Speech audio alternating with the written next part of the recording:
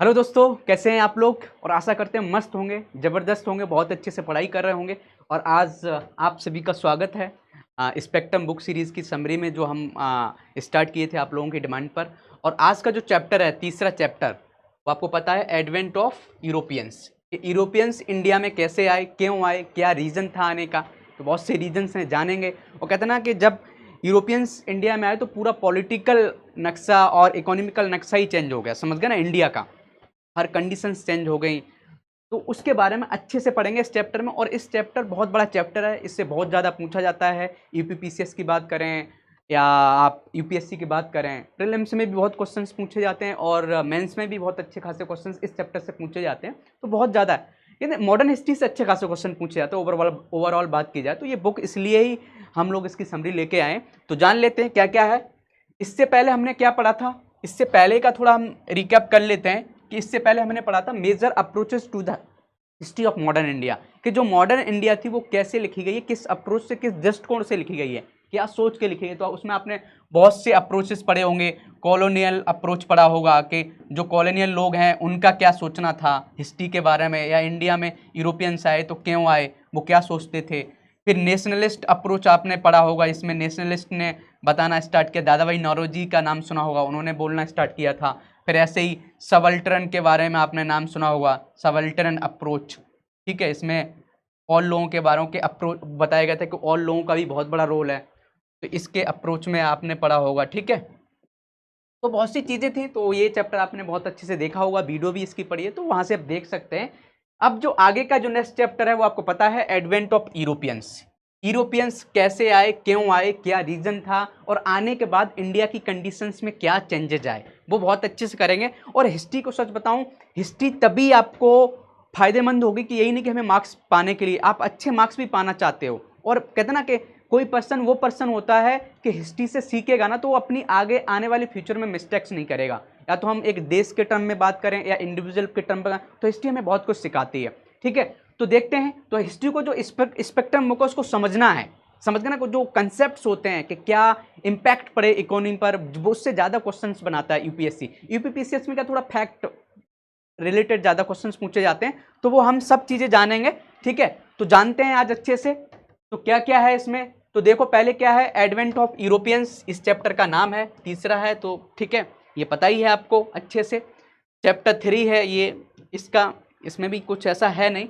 ठीक है, अब देख लेते हैं कि सबसे पहले यूरोपियंस में जो पुर्तगूज हम इसमें पढ़ेंगे कि किसके बारे में पढ़ेंगे। सबसे पहले पुर्तगूज ने आना स्टार्ट किया था इंडिया में, कहते ना, पुर्तगूज आए, फिर इसके बाद डच आए, फिर इंग्लिश आए, समझ गए ना, फिर फ्रेंच लोग आए, फिर डेंस आए। तो आते चले गए, जैसे जैसे यूरोपियंस को पता चला कि यार इंडिया में जाने का बहुत फायदा है। कोई पर्सन दूसरी जगह तभी जाएगा ना जब फायदा होगा। तो जानेंगे क्या क्या फायदे हुए, तो देख लेते हैं। The quest for and discovery of sea route of India. Hindi वाले दोस्तों की बात करें, भारत के लिए समुद्री मार्ग की खोज और आने के लिए क्या मोटिवेशन था, वो चीजें इसमें लिखी हैं। तो क्यों आए थे पहले जान लेते हैं, क्यों आए। तो पहले क्या है, decline of Roman empire in 7th century. तो हुआ क्या था, आप देखोगे जो यूरोपियन रीजन को आप देखोगे, तो यूरोपियन रीजन में आप देखोगे क्या क्या चीजें देखोगे, कि जो इटली वाला रीजन है या पूरा यूरोपियंस है, यहाँ पर क्या रोमन्स का राज था बहुत बड़ा। और धीरे धीरे क्या, वो रोमन्स की कमजोर होने लगा, रोमन शासन कमजोर होने लगा। फिर किसका आने लगा, डोमिनेशन ऑफ अरब्स, अरब का डोमिनेशन बनना स्टार्ट हो गया। तो जो रास्ता, सीधा रास्ता था, क्या आपने देखा होगा, रेड सी से होते हुए इंडिया से डायरेक्ट बिजनेस करते थे रोमन्स। लेकिन हुआ क्या, जैसे अरब का वहां पर डोमिनेशन बढ़ गया, अब उनके लिए क्या हुआ, उनको फीस देनी पड़ती थी। तो फिर यूरोपियंस ने यह सोचा कि यार कोई दूसरा रास्ता निकाला जाए जहां से हम बिजनेस करें। तो वो रीजन्स निकले, उन्हीं एक प्रॉब्लम्स नहीं, कहते ना, किसी की लाइफ में जब प्रॉब्लम्स आती है तो नए रास्ते निकलते हैं, नया सॉल्यूशन निकलता है। तो अरब्स जब प्रॉब्लम्स आए, किसके लिए, अरब्स एक प्रॉब्लम्स क्रिएट किए, किसके लिए, रोमन्स के लिए, यूरोपियंस के लिए। तो उन्होंने क्या किया, एक नया रास्ता खोजा, समझ गए। तो उस रास्ते के बारे में देखेंगे। जैसे राइज ऑफ ओटोमन ट्रक्स, ये ट्रक्स भी इनके, ओटोमन का भी साम्राज्य बढ़ रहा था, तो ये प्रॉब्लम थी उसके लिए, समझ गए। तो रेड सी रूट था, जो लैंड रूट था, वो भी कंट्रोल हो गया था अरब से। तो सब दिक्कतें हो रही थी। तो देख लेते, जान लेते हैं क्या हम आपको अभी समझाना चाह रहे थे। जो अभी तक हमने बातें की थी वो ये था कि मान लीजिए ये यूरोपियन कंट्रीज हैं, ठीक है, ये यूरोपियन कंट्रीज हैं। थोड़ा इसका कलर हम चेंज कर लेते हैं, ठीक है, रेड कर लेते हैं। तो यूरोपियन कंट्रीज में मान लो ये यूरोपियन कंट्रीज हैं, ठीक है। और यूरोपियंस कंट्री में क्या हो रहा था कि यहाँ से बिजनेस हो रहा था कि ये इंडिया है, ठीक है, इंडिया यहाँ पर है, और हो क्या रहा था, ये बिजनेस यहाँ से हम कर रहे थे, कालीकट से मसाले डायरेक्ट जा रहे थे रेड सी होते हुए, और ये रोमन्स, ये यूरोप, जर्मनी, फ्रांस, पुर्तगाल यहाँ पहुंच रहे थे, और इधर से भी जा रहे थे, आपने देखा होगा स्टेट ऑफ हॉर्मज की बात करें, इधर से होते हुए ईरान होते हुए मेडिटेरियन सी होते हुए निकल जा रहे थे। एक और रास्ता था इधर लैंड होते हुए और इधर होते हुए टर्किश होते हुए भी निकल जा रहे थे। अब हुआ क्या कि इस रीजन में जैसे ही इस्लाम का उदय हुआ तो क्या हुआ, अरब्स थोड़े स्ट्रांग हुए, थोड़ी उनकी यूनिटी बढ़ी, तो इन्होंने क्या किया, इस पूरे रास्ते को रोक दिया और बोल दिया कि यहां से कोई भी जाएगा तो इन्होंने फीस लगा दी। मींस जो पहले जितना बिजनेस में जो ज्यादा बेनिफिट हो रहा था ना, ज्यादा बेनिफिट जो यूरोपियंस कमा रहे थे कि यहाँ से सस्ते में इंडिया से सामान लेके जा रहे थे और यहाँ पर महंगा बेचते थे, बहुत ज्यादा उनको बेनिफिट हो रहा था। लेकिन हुआ क्या, अब जैसे ही अरब कंट्रीज में थोड़ी यूनिटी बढ़ी, इस्लाम आया, और इस्लाम आने से कि अरब से बहुत यूनिटी बढ़ गई, समझ गए ना, यूनिटी बढ़ गई, तो वहाँ के जो लोकल किंग थे, अरब थे, वो सब इकट्ठे हो गए। उनके क्या हुआ, यहाँ के जो सब क्या, उन्होंने फीस लगाना स्टार्ट कर दी। अब यूरोपियंस बहुत कमजोर हो गए। इधर देखोगे ओटोमन एम्पायर, उसमें जो टर्की लोग थे वो भी फीस लगाना स्टार्ट कर दिए, तो बहुत परेशान हुए कि यार अब तो बेनिफिट नहीं हो रहा है। फिर इन्होंने स्टार्ट किया, तो ये समझ गए ना, तो merchandise from the India to Arab जाता था, ठीक है। मुस्लिम इंटरमीडिएट थे, जो बिचौलिया थे, वो यूरोपियन मार्केट में क्या अफेक्टेड किया इन्होंने, समझ गए ना। Accessibility of Indian spices, calicoes, silk and various precious stones, सब पर फीस लगा दी इन लोगों ने। अब Europeans were keen to find a direct sea route, अब वो बोल रहे थे कि यार कोई दूसरा रास्ता निकालते हैं, समझ गए ना। और उस समय बहुत अलग भी सोच थी कि यार पूरी पृथ्वी गोल है तो कैसे निकलें, कहीं जाएंगे तो गिर नहीं जाएंगे, बहुत ऐसा सोचते थे लोग। तो लोग भी डरते भी थे कि दूसरा रास्ता कैसे होगा, क्या होगा, ठीक है। फिर हुआ क्या कि जब यहाँ से मान लो फीस लगता है, यहाँ प्रॉब्लम्स हो रही हैं कि बहुत बड़ी प्रॉब्लम्स क्रिएट हो गई है, तो क्या करना है। फिर लोगों ने बहुत से नए नए इनिशिएटिव लेना स्टार्ट कर दिए। तो जब जो पुर्तगाल था, पुर्तगीज लोग थे यहाँ पर, यूरोपियंस लोग थे, तो हुआ क्या, बहुत से लोगों ने इनिशिएटिव लिया कि इंडिया का एक अल्टरनेट रास्ता निकाला जाए। तो आप देखोगे तो अल्टरनेट रास्ता निकालने के लिए 1488 में एक पर्सन है जो निकलता है यहां से होते हुए और यहां पर पहुंचता है, समझ गए ना। और यहां पर एक पॉइंट का नाम है, समझ गए ना, एक गुड होप नाम से एक आइलैंड का नाम है, जो आके पढ़ोगे अभी, ठीक है, आइलैंड का नाम है। तो वहां पहुंचता है, वो समझता है कि यार ये इंडिया है, लेकिन वास्तव में इंडिया नहीं होता है। फिर क्या हुआ, ऐसी 1492 में आपने देखा होगा, 1492 में क्या करते हैं, एक पर्सन और यूरोपियंस पर्सन क्या होता है, वो भी निकलता है, और वो जाते जाते क्या है, आपने नाम सुना होगा कोलंबस का नाम, और वो कोलंबस कहां पहुंचता है, अमेरिकन कंट्रीज में पहुंचता है, साउथ अमेरिका पहुंचता है। वो समझता है कि यार ये इंडिया है, वो भी इंडिया नहीं होता है, समझ गए ना। तो वो चीजें आप पढ़ोगे कैसे कैसे इन लोगों ने प्रॉब्लम्स झेली और रास्ता ढूंढने में लगे हैं। समुद्र में इतनी, समझ गए, स्टॉर्म्स आता है, सुनामी आती है, लेकिन उसको तो भी जा रहे हैं लोग, जा रहे हैं, रिटर्न होके नहीं आ रहे हैं बहुत से, तो भी लोग क्या है, इनिशिएटिव ले रहे हैं। अब कैसे इनिशिएटिव ले रहे हैं, आपने देखा होगा कि यूरोप की कंडीशंस क्या थी उस समय, जब सेवेंथ सेंचुरी की बात की जा रही है, जब रोमन्स थोड़ा डाउन हो रहे हैं, लेकिन अरब कंट्रीज में क्या हो रहा है, अरब थोड़ा स्ट्रॉन्ग हो रहा है, समझ गए ना। तो हुआ क्या था कि जब 15th सेंचुरी जब हुआ था, 15th सेंचुरी की हम बात करते हैं, तो रेनेसेंस इन यूरोप, समझ गए ना। जब 15th सेंचुरी हो गई, तो जब 14वीं शताब्दी और 15वीं शताब्दी स्टार्ट हुई, तो क्या हुआ, यूरोप में थोड़ा कहते ना एक नई सोच, एक रेशनल सोच स्टार्ट हो गई। जैसे art of ship building technology उन्होंने खोजना स्टार्ट कर दी, नेविगेशन खोजना स्टार्ट कर दी। जब ये चीजें स्टार्ट हो गई ना, ईगरनेस ऑफ एडवेंचर सी, समझ गया ना, जो समुद्र का रास्ता है उसको नेविगेट करने के लिए लोगों ने जाना स्टार्ट कर दिया। रेपिड इकोनॉमिक डेवलपमेंट, जब इकोनॉमिक और साइंटिफिक मैनेजमेंट हुई, तो क्या होगा, जब क्रॉप का मैनेजमेंट अच्छा बढ़ रहा है, तो अवश्य जब एक सरप्लस होगा कोई चीज का, या उनके पास पैसा होगा, तो लोग क्या करते हैं, अपनी इकोनॉमी को बढ़ाने के लिए रास्ता खोजते हैं। तो ये चीजों ने क्या किया, इन्हीं चीजों ने सी रास्ता, जो भी समुद्र का रास्ता खोजने में बहुत ज्यादा हेल्प की। यूरोप की कंडीशन और भी क्या थी जो इसमें समुद्र का रास्ता खोजने में हेल्प की, वो क्या थी कि नॉर्थ यूरोपियंस क्या था, money and man and aid Portugal और स्पेन के जो राजा थे, जो लोग थे, वो बोल रहे थे कि कोई भी यूरोप का पर्सन कोई भी जाता है, समझ गए ना, वो हम लोग देंगे। नॉर्थ यूरोपियंस के लोगों ने बोला कि कोई भी हम जाएंगे तो लोग देंगे और पैसा देंगे, बस रास्ता खोजे, भारत के लिए रास्ता खोजे, ऐसा होने लगा, समझ गए। एक प्रिंस हेनरी थे और पुर्तगाल, प्रिंस हेनरी का नाम थोड़ा आपको याद रहना चाहिए, हो सकता है कि यूपीपीसीएस के प्रीलिम्स में ऐसे क्वेश्चन ज्यादा पूछे जाते हैं। इनको निकनेम था इनका नेविगेटर। अब यही क्वेश्चन पूछ लिया जाता है कि नेविगेटर को किसके नाम से किसको जाना जाता है, तो ये पर्सन था, इसको नेविगेटर नाम दे दिया गया था। और एकदम ओवेशन कहते ना ओवेसेशन हो गया था कि हमें नया रास्ता निकालना है इंडिया के लिए, एक सी रूट के थ्रू, एक ओशियन रूट हमें खोजना है।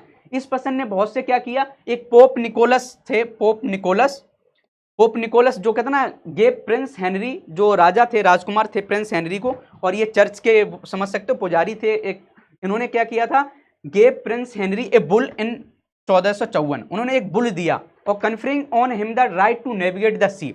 उसमें आपने देखा होगा चर्च का बहुत बड़ा राइट, चर्च बहुत बड़ा एक पावरफुल ग्रुप होता था, समझ गया ना, लोगों का एक समूह होता था जो कहते ना एक पूरा देश को चलाते थे। ऐसा नहीं कि राजा तो होता था, राजा को चर्च के लोगों की बात माननी पड़ती थी। पोप निकोलस ने क्यों दिया है उनको कि तुम्हें नेविगेट करना है, क्योंकि नेविगेट करोगे तो मसाले आएंगे, तो चर्च का भी ऑटोमेटिक बेनिफिट होगा, भाई पैसा तो कमाएंगे ना, पैसा तो हर किसी को जरूरत है ना, तो समझ गए। तो पोप निकोलस फिफ्थ ने भी जो प्रिंस हेनरी को था उनको बेल दिया था, इसलिए दिया था बुल कि आपको ऐसी उपाधि दी जाती है कि आपको समुद्र की रास्ता कहते हैं मोटिवेशन करने, गिफ्ट दिया था एक तरह से, तो तुम्हें एक तरह से रास्ता सर्च कराना है, समझ गए ना।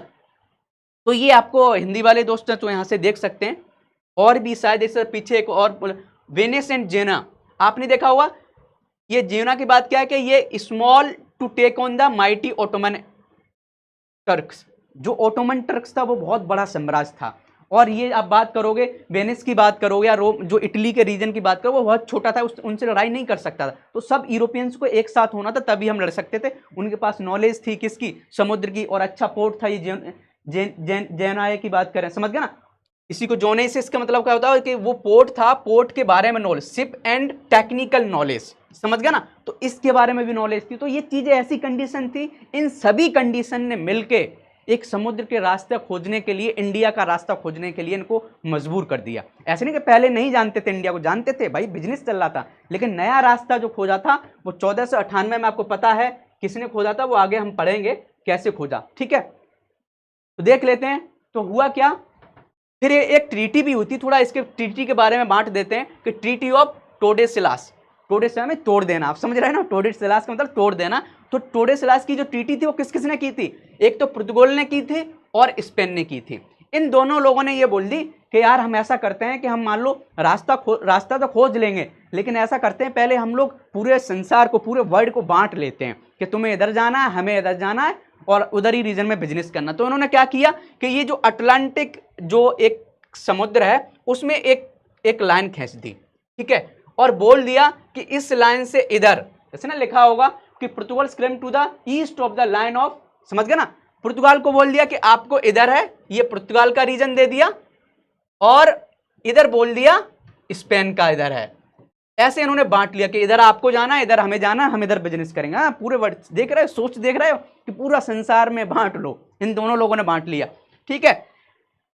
इसमें Spain claims to the west, Spain ने इधर वेस्ट में आ गया। पुर्तगीज ने क्या, पुर्तगीज नेविगेटर बार्थलोमा, यही जो हमने आपको बताया था कि ये भाई साहब 1488 में पहुंचे थे, कहां पर, केप ऑफ गुड होप, समझ गए ना, केप ऑफ गुड होप। तो गुड होप जो एक आइलैंड था वहां पर ये पहुंच गए थे। कहां पहुंचे थे, ये यहां से घूमते घूमते घूमते घूमते यहां पहुंच गए थे, और इनको ये लगा कि यार हम इंडिया पहुंच गए, लेकिन वास्तव में ये इंडिया नहीं पहुंचे थे, कहीं दूसरी जगह थे। फिर बाद में क्या हुआ, 10 साल बाद, करेक्ट 10 साल बाद 1498 में, कौन भाई साहब आपने नाम सुना होगा, वास्को डी गामा।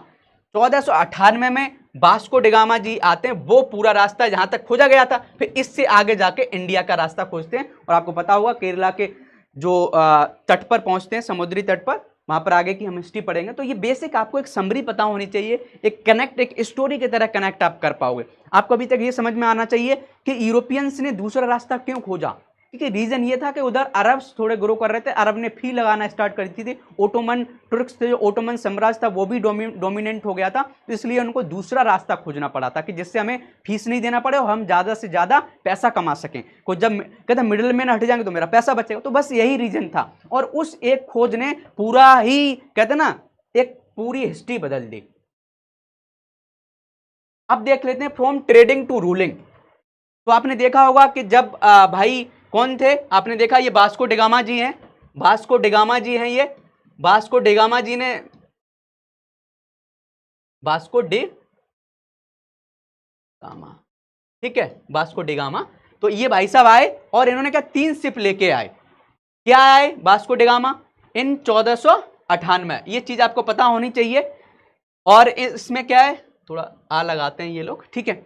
और गुजराती पायलट इनको एक मिल गया था रास्ते में, जब ये निकल रहे थे, आपने देखा होगा कि ये मान लो साउथ अफ्रीका है और ऐसे करके यहाँ से ये देखा होगा इधर अरब है और इधर करके आप हम इंडिया को इधर बना लेते हैं ऐसे। तो जब यहाँ से निकले थे और ऐसे ऐसे होते हुए यहाँ जा रहे थे ये भाई साहब, तो यहाँ पर इनको मिल गया एक पर्सन, कौन, एक गुजराती पायलट था अब्दुल मजीद। अब ये अब्दुल मजीद था, इसको भाई यहाँ की लोकल रास्ता पता थी, भाई रास्ते में जाना है तो चोरी भी होती है, सब कुछ होता है, क्या गड्ढे हैं क्या है, समुद्र के बारे में नॉलेज तो होना चाहिए। तो इस पर्सन की हेल्प से यहाँ तो ऑब्वियसली डायरेक्ट बिजनेस कर रहे थे ये लोग, ये वाले लोग डायरेक्ट बिजनेस कर रहे थे, बस यही रास्ता नहीं पता था। तो ये गुजराती पायलट अब्दुल मजीद, इसका नाम भी याद होना चाहिए, हो सकता है पूछ लिया जाए, क्योंकि आजकल क्वेश्चन ऐसे पूछे जा रहे हैं। मैं आपको बताऊंगा भी कि इस चैप्टर से यूपीएससी ने कैसे कैसे क्वेश्चन फैक्चुअल बनाए। यूपीएससी भी फैक्चुअल क्वेश्चन बनाता है, अब 2023 में ऐसा बनाया है, ठीक है। तो अब्दुल मजीद की हेल्प से कालीकट पहुंच गए थे, कब, 1 मई 1498 में, ठीक है। तो मई 1498 में ये पहुंच गए थे। अब हिंदू रूरल था जो वहां पर, वो कालीकट का कौन था, जेमोरियन, इसका भी नाम आपको याद होना चाहिए, जेमोरियन साहब थे, जेमोरियन, ठीक है।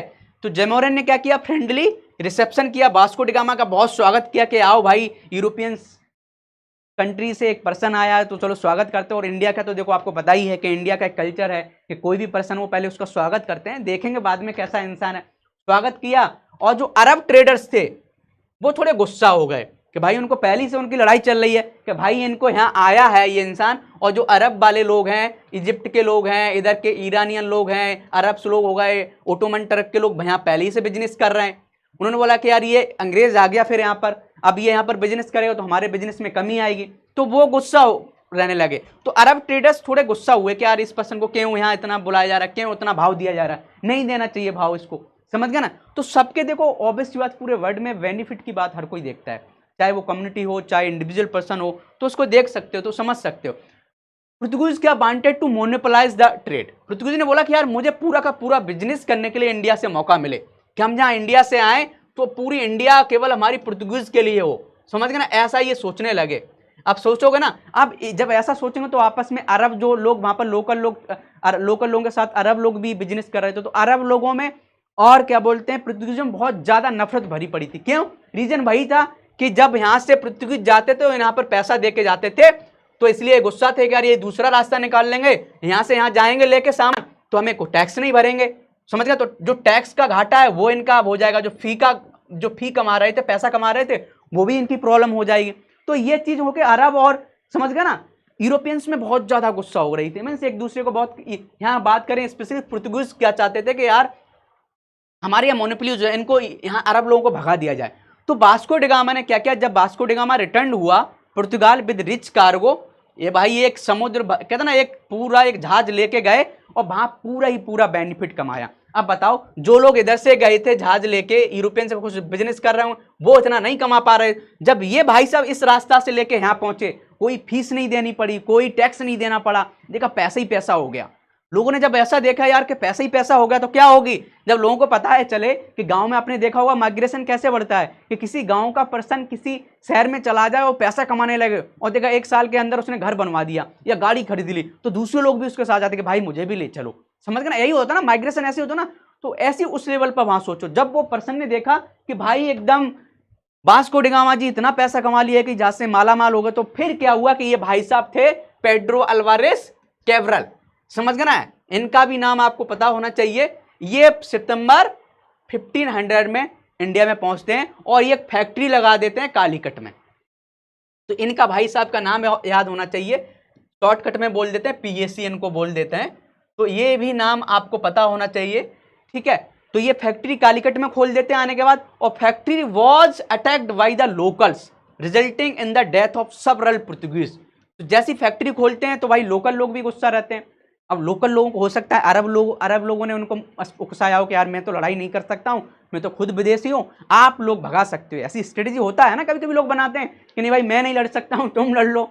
तो भाई हुआ क्या कि वहां जब उनकी फैक्ट्री पे वो कर दिया कालीकट वाज, अब जब कर दिया तो कैब्रल भाई बहुत गुस्सा हो गए। कैब्रल भाई साहब ये पीएससी भाई साहब बोले कि भाई हमारी पूरी फैक्ट्री जला दी, ऐसा कैसे?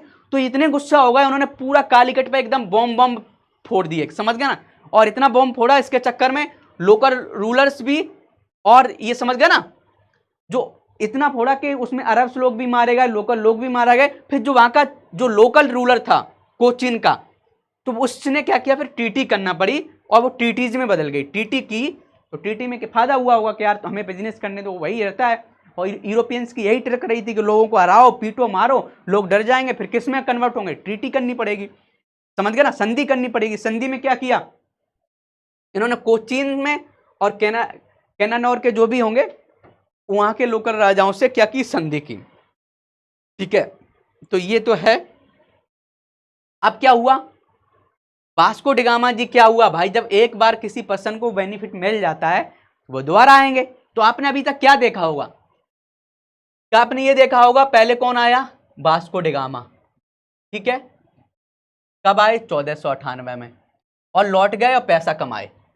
फिर कौन आया, पीएससी साहब आए, पीएससी साहब, कैब्रल साहब, ठीक है, इनका बड़ा नाम है। कब आए ये, 1500 में। इन्होंने फैक्ट्री बना दी, कहाँ, कालीकट में, कालीकट में।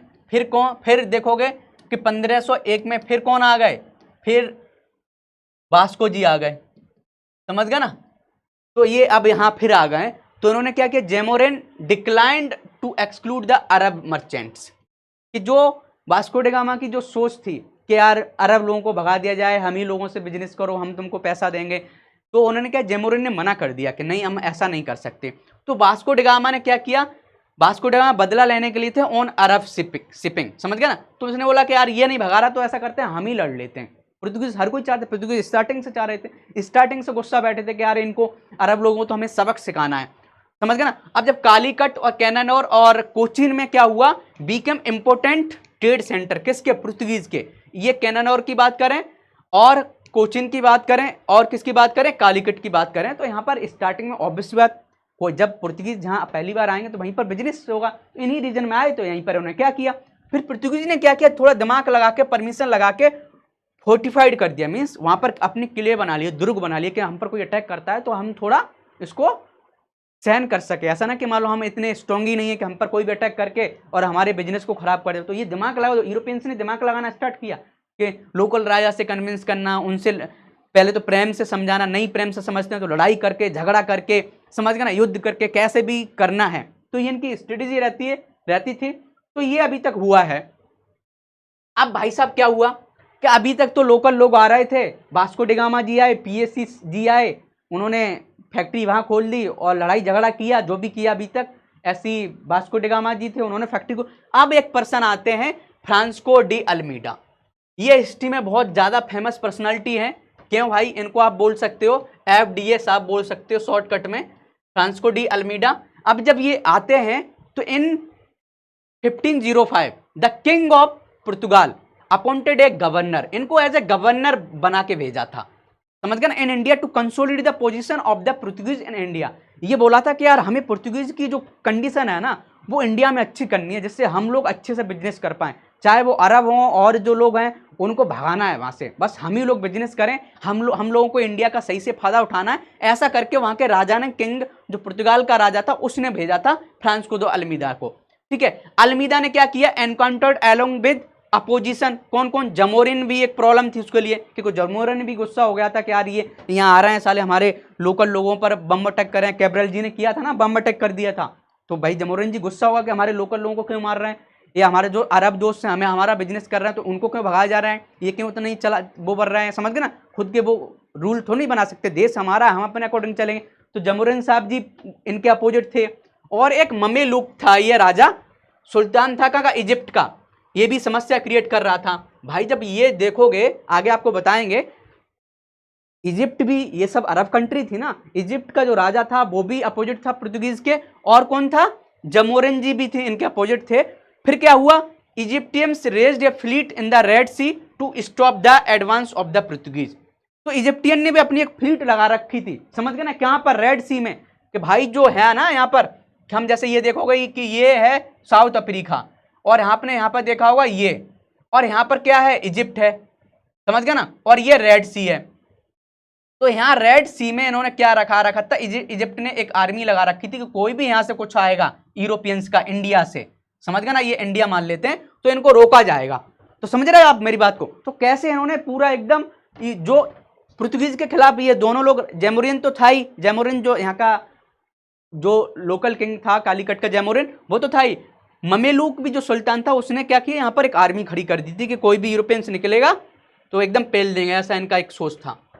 अब देखो अब हुआ क्या, फ्रांसिस्को डे अल्मीडा जब ये आए तो हुआ क्या, इन 1507 इजिप्टियन इन गुजराती नेवीज।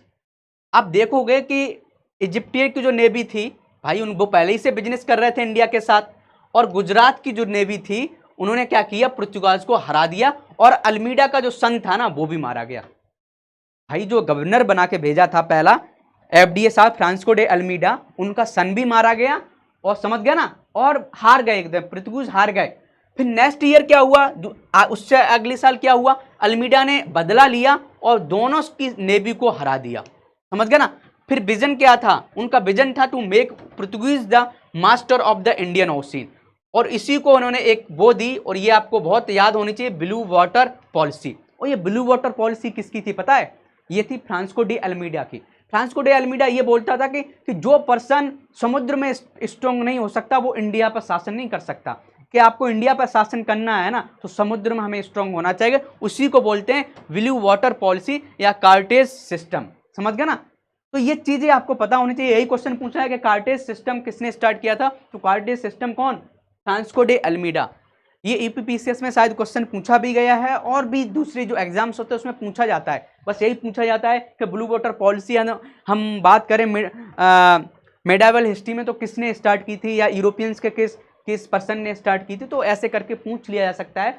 तो समझ गए ना। तो भाई फ्रांसिस्को डे अल्मीडा ने सिंपल बोला कि हमें इंडिया पर शासन करना है ना भाई साहब, अभी तक बिजनेस करना है ना, तो समुद्र में अपनी नेवी को बहुत स्ट्रॉन्ग रखना है। नहीं रख पाएंगे तो फिर हम समुद्र में नहीं स्ट्रॉन्ग है तो फिर हम उसके अंदर जो स्थल का जो लैंड पर भी हम शासन नहीं कर सकते। तो पहले हमें क्या, तो इसने बंदे ने बोला कि समुद्र पर शासन करना है हमें अच्छे से, समझ गए ना। तो फिर इसके बाद क्या हुआ, ये बात सब चले गए, अल्मीडा जी अपना काम करके चले, जो भी है ठीक है। अब क्या है, अल्फोंसो डे अल्बुक्युर्कु, समझ गया ना। अब इनके अजीब भी नाम है, प्रोनाउंसिएशन करने में इतना प्रॉब्लम होता है, अल्बुक्युर्कु, समझ गया ना, अल्फोंसो डे, तो इनको भी शॉर्टकट दे देते हैं ADA, समझ गया ना। तो ये नाम याद कर लोगे तो बहुत अच्छी बात है ना, तो मुझ पर तो बहुत मुश्किल से याद होते हैं, तो ठीक है। तो अल्फोंसो डी अल्बुक्युर्कु भी आए, तो इनको क्या बोला जाता है, बस यहाँ पर एक फैक्ट याद रखना है, ये real founder of Portuguese power in the east. Fact क्या है आपको बताएंगे, कभी कभी यूपीएससी में पूछा जाता है और यूपीपीसीएस में भी पूछा जाता है। जो फैक्ट ही आपको याद रखना है, हिस्ट्री को समझना है पहले। अभी तक हमने क्या पढ़ा है कि 1498 में वास्को डी गामा जी आए, उसके बाद एक पर्सन आया कैब्रल आया, उसने भी पैसा कमाया, लेकिन पुर्तगाल गवर्नमेंट ने गवर्नर बना के भेजा किसको, फ्रांसिस्को डी अल्मीडा को, पहला गवर्नर। और उन भाई साहब ने क्या किया, गुजरात की नेवी और इजिप्टियन की नेवी से युद्ध किया, उसमें उनका बेटा मारा गया, लेकिन अगले साल उन्होंने क्या किया, बदला ले लिया। इतना अभी तक ये काम करके गए, तो इससे क्या थोड़ा थोड़ा स्ट्रेंथ उनकी बढ़ी थी, इंडिया में उनका क्या एक पकड़ बढ़ती जा रही थी। फिर इसके बाद ये आए थे ये अल्फोंसो डी अल्बुक्युर्कु। मीन्स होता क्या है कि ऑब्वियसली बात, जब किसी का एक टाइम होता है उसके बाद दूसरा पर्सन आता है, समझ गया। तो ये सब आ गए। अब इन्होंने क्या किया, establish bases overlooking all the entrance of the sea. इन भाई साहब ने देखा कि सी में, समुद्र में जहां पर भी आसपास के रीजन है, इधर मलक्का की बात करें, इधर रेड सी की बात करें, इधर हॉर्मज की बात करें, या इधर नीचे की बात करें, वहां पर इनका मकसद ही था कि हर जगह जो भी एंट्रेंस है इंडिया से बिजनेस करने के, वहां पर पुर्तगीज की एक स्ट्रॉन्ग पकड़ होनी चाहिए, ये सोच के आए। तो इंट्रोड्यूस द परमिट सिस्टम। तो उन्होंने क्या किया, अब ये परमिट सिस्टम पूछ लिया जा सकता है, या एक कहते हैं ना, एक वो बना सकते हैं। आपने देखा यूपीएससी आप देते होगे, तो ये लोग क्या करते हैं, स्टेटमेंट बना देते हैं। अब यहीं पर स्टेटमेंट बना दिया जा सकता है कि अल्मीडा ने परमिट सिस्टम स्टार्ट किया, या इस पर्सन का नाम दे दे अल्फोंसो। तो ये थोड़ी थोड़ी बेसिक चीजें हिस्ट्री में पता होनी चाहिए कि यार परमिट सिस्टम किसने स्टार्ट किया, इंट्रोड्यूस ये परमिट सिस्टम किसने, अल्फोंसो डे अल्बुक्युर्कु ने, समझ गया ना। तो इस पर्सन ने क्या किया, परमिट सिस्टम स्टार्ट किया, किसके लिए, कंट्रोल द शिप। जब कोई पर्सन आएगा तो उससे भाई परमिट लेंगे, और जब वो हो सकता है कि हमारे खिलाफ होगा तो उसका जहाज वहीं गिरा देंगे, नहीं करेगा तो फीस लेंगे, पैसा कमाना है, समझ गए? तो पैसा कमाने के कई तरीके इन भाई साहब ने निकाल दिए, तो ये चीजें देख सकते हैं। और control over the major ship building centres in the region. अब बताओ कि जब ये देखोगे कि ये इंडिया है और इधर भी पूरी हर जगह इंडिया के चारों मलक्का इधर भी इन्होंने वो कर लिया, इधर भी हर जगह कंट्रोल कर लिया। जब ऐसा कंट्रोल कर लेंगे तो होगा क्या कि जो अरब लोग थे, अरब लोग शिप बनाना तो आता था लेकिन उनको लकड़ी नहीं मिल रही थी, क्योंकि लकड़ी कहाँ इधर से जा रही थी, साउथ ईस्ट एशियन देशों से या इधर से, तो लकड़ी नहीं मिलेगी तो उनके जहाज नहीं बन पाएंगे, जहाज नहीं बन पाएंगे तो क्या होगा, बिजनेस नहीं कर पाएंगे। तो समझ रहे हो तो कैसे उन्होंने उनको कंट्रोल किया। तो पूरा जो शिप बिल्डिंग का बिजनेस था ना, वो इस पर्सन ने इस परमिट सिस्टम से पूरा कंट्रोल कर दिया। समझ गए ना? तो ऐसे करके इन्होंने पूरा ओशियन, जो इंडियन ओशियन है, वो पूरा कवर कर लिया। अब कैसे करते हैं, फिर इन्होंने अल्बुकर्क ने क्या किया, अक्वायर्ड गोवा। फिर इन्होंने ये बात करा, हम इसी सेंटेंस की बात कर रहे हैं कि इस फैक्ट को आपको याद रखना है, कभी कभी पूछा जाता है, वेरी वेरी इंपॉर्टेंट। जहां मुझे लगेगा वहां मैं आपको बता दूंगा। मेरा मकसद ही यही है कि जहां आप पढ़ रहे हो ना, उन चीज को आप याद करो। क्या ये देखोगे कि गोवा को लिया किससे, सुल्तान ऑफ बीजापुर से। कब लिया, 1510 में। किससे लिया, बीजापुर के सुल्तान से। समझ गया ना, किसने लिया, इस पर्सन ने लिया। तो आप देखोगे कि जो गोवा था, गोवा को भी पुर्तगीज ने हमसे छीन लिया था। जो लोकल किंग थे वो कौन थे, सुल्तान ऑफ बीजापुर। बीजापुर के जो सुल्तान से, उससे गोवा इन्होंने ले लिया था अल्बुकर्क ने, ठीक है। फिर इस पर्सन ने क्या किया, अबोलिशन ऑफ सती। सती जो सिस्टम था, जिसमें क्या होता था, कोई कोई औरत है, उसका पति मर गया है, तो उस औरत को पति के साथ भी जलना था। तो ये जो प्रथा थी, तो इसको भी खत्म किया था। तो आप समझ रहे हैं तो आप अल्फोंसो ने क्या क्या काम किए, अल्फोंसो ने बहुत बहुत काम किए। तो थोड़ा में लिख लेते हैं कि इन भाई साहब के जो काम है वो क्या क्या है। ये अल्फोंसो साहब है, अल्फोंसो, ठीक है, अल्फोंसो डी ये हैं। तो इन्होंने काम क्या क्या किया, पहले तो आप सती के बारे में लिख दो। सती, समझ गया ना, एलिमिनेशन ऑफ सती, ऐसे लिख सकते हो, एलिमिनेशन ऑफ सती। सती को हटाया, पहला काम। दूसरा क्या किया, captured of Goa, captured of Goa, Goa का कैप्चर्ड किया कब, 1510 में, ये किया। और क्या किया, permit system, permit system, permit system इन्होंने स्टार्ट किया।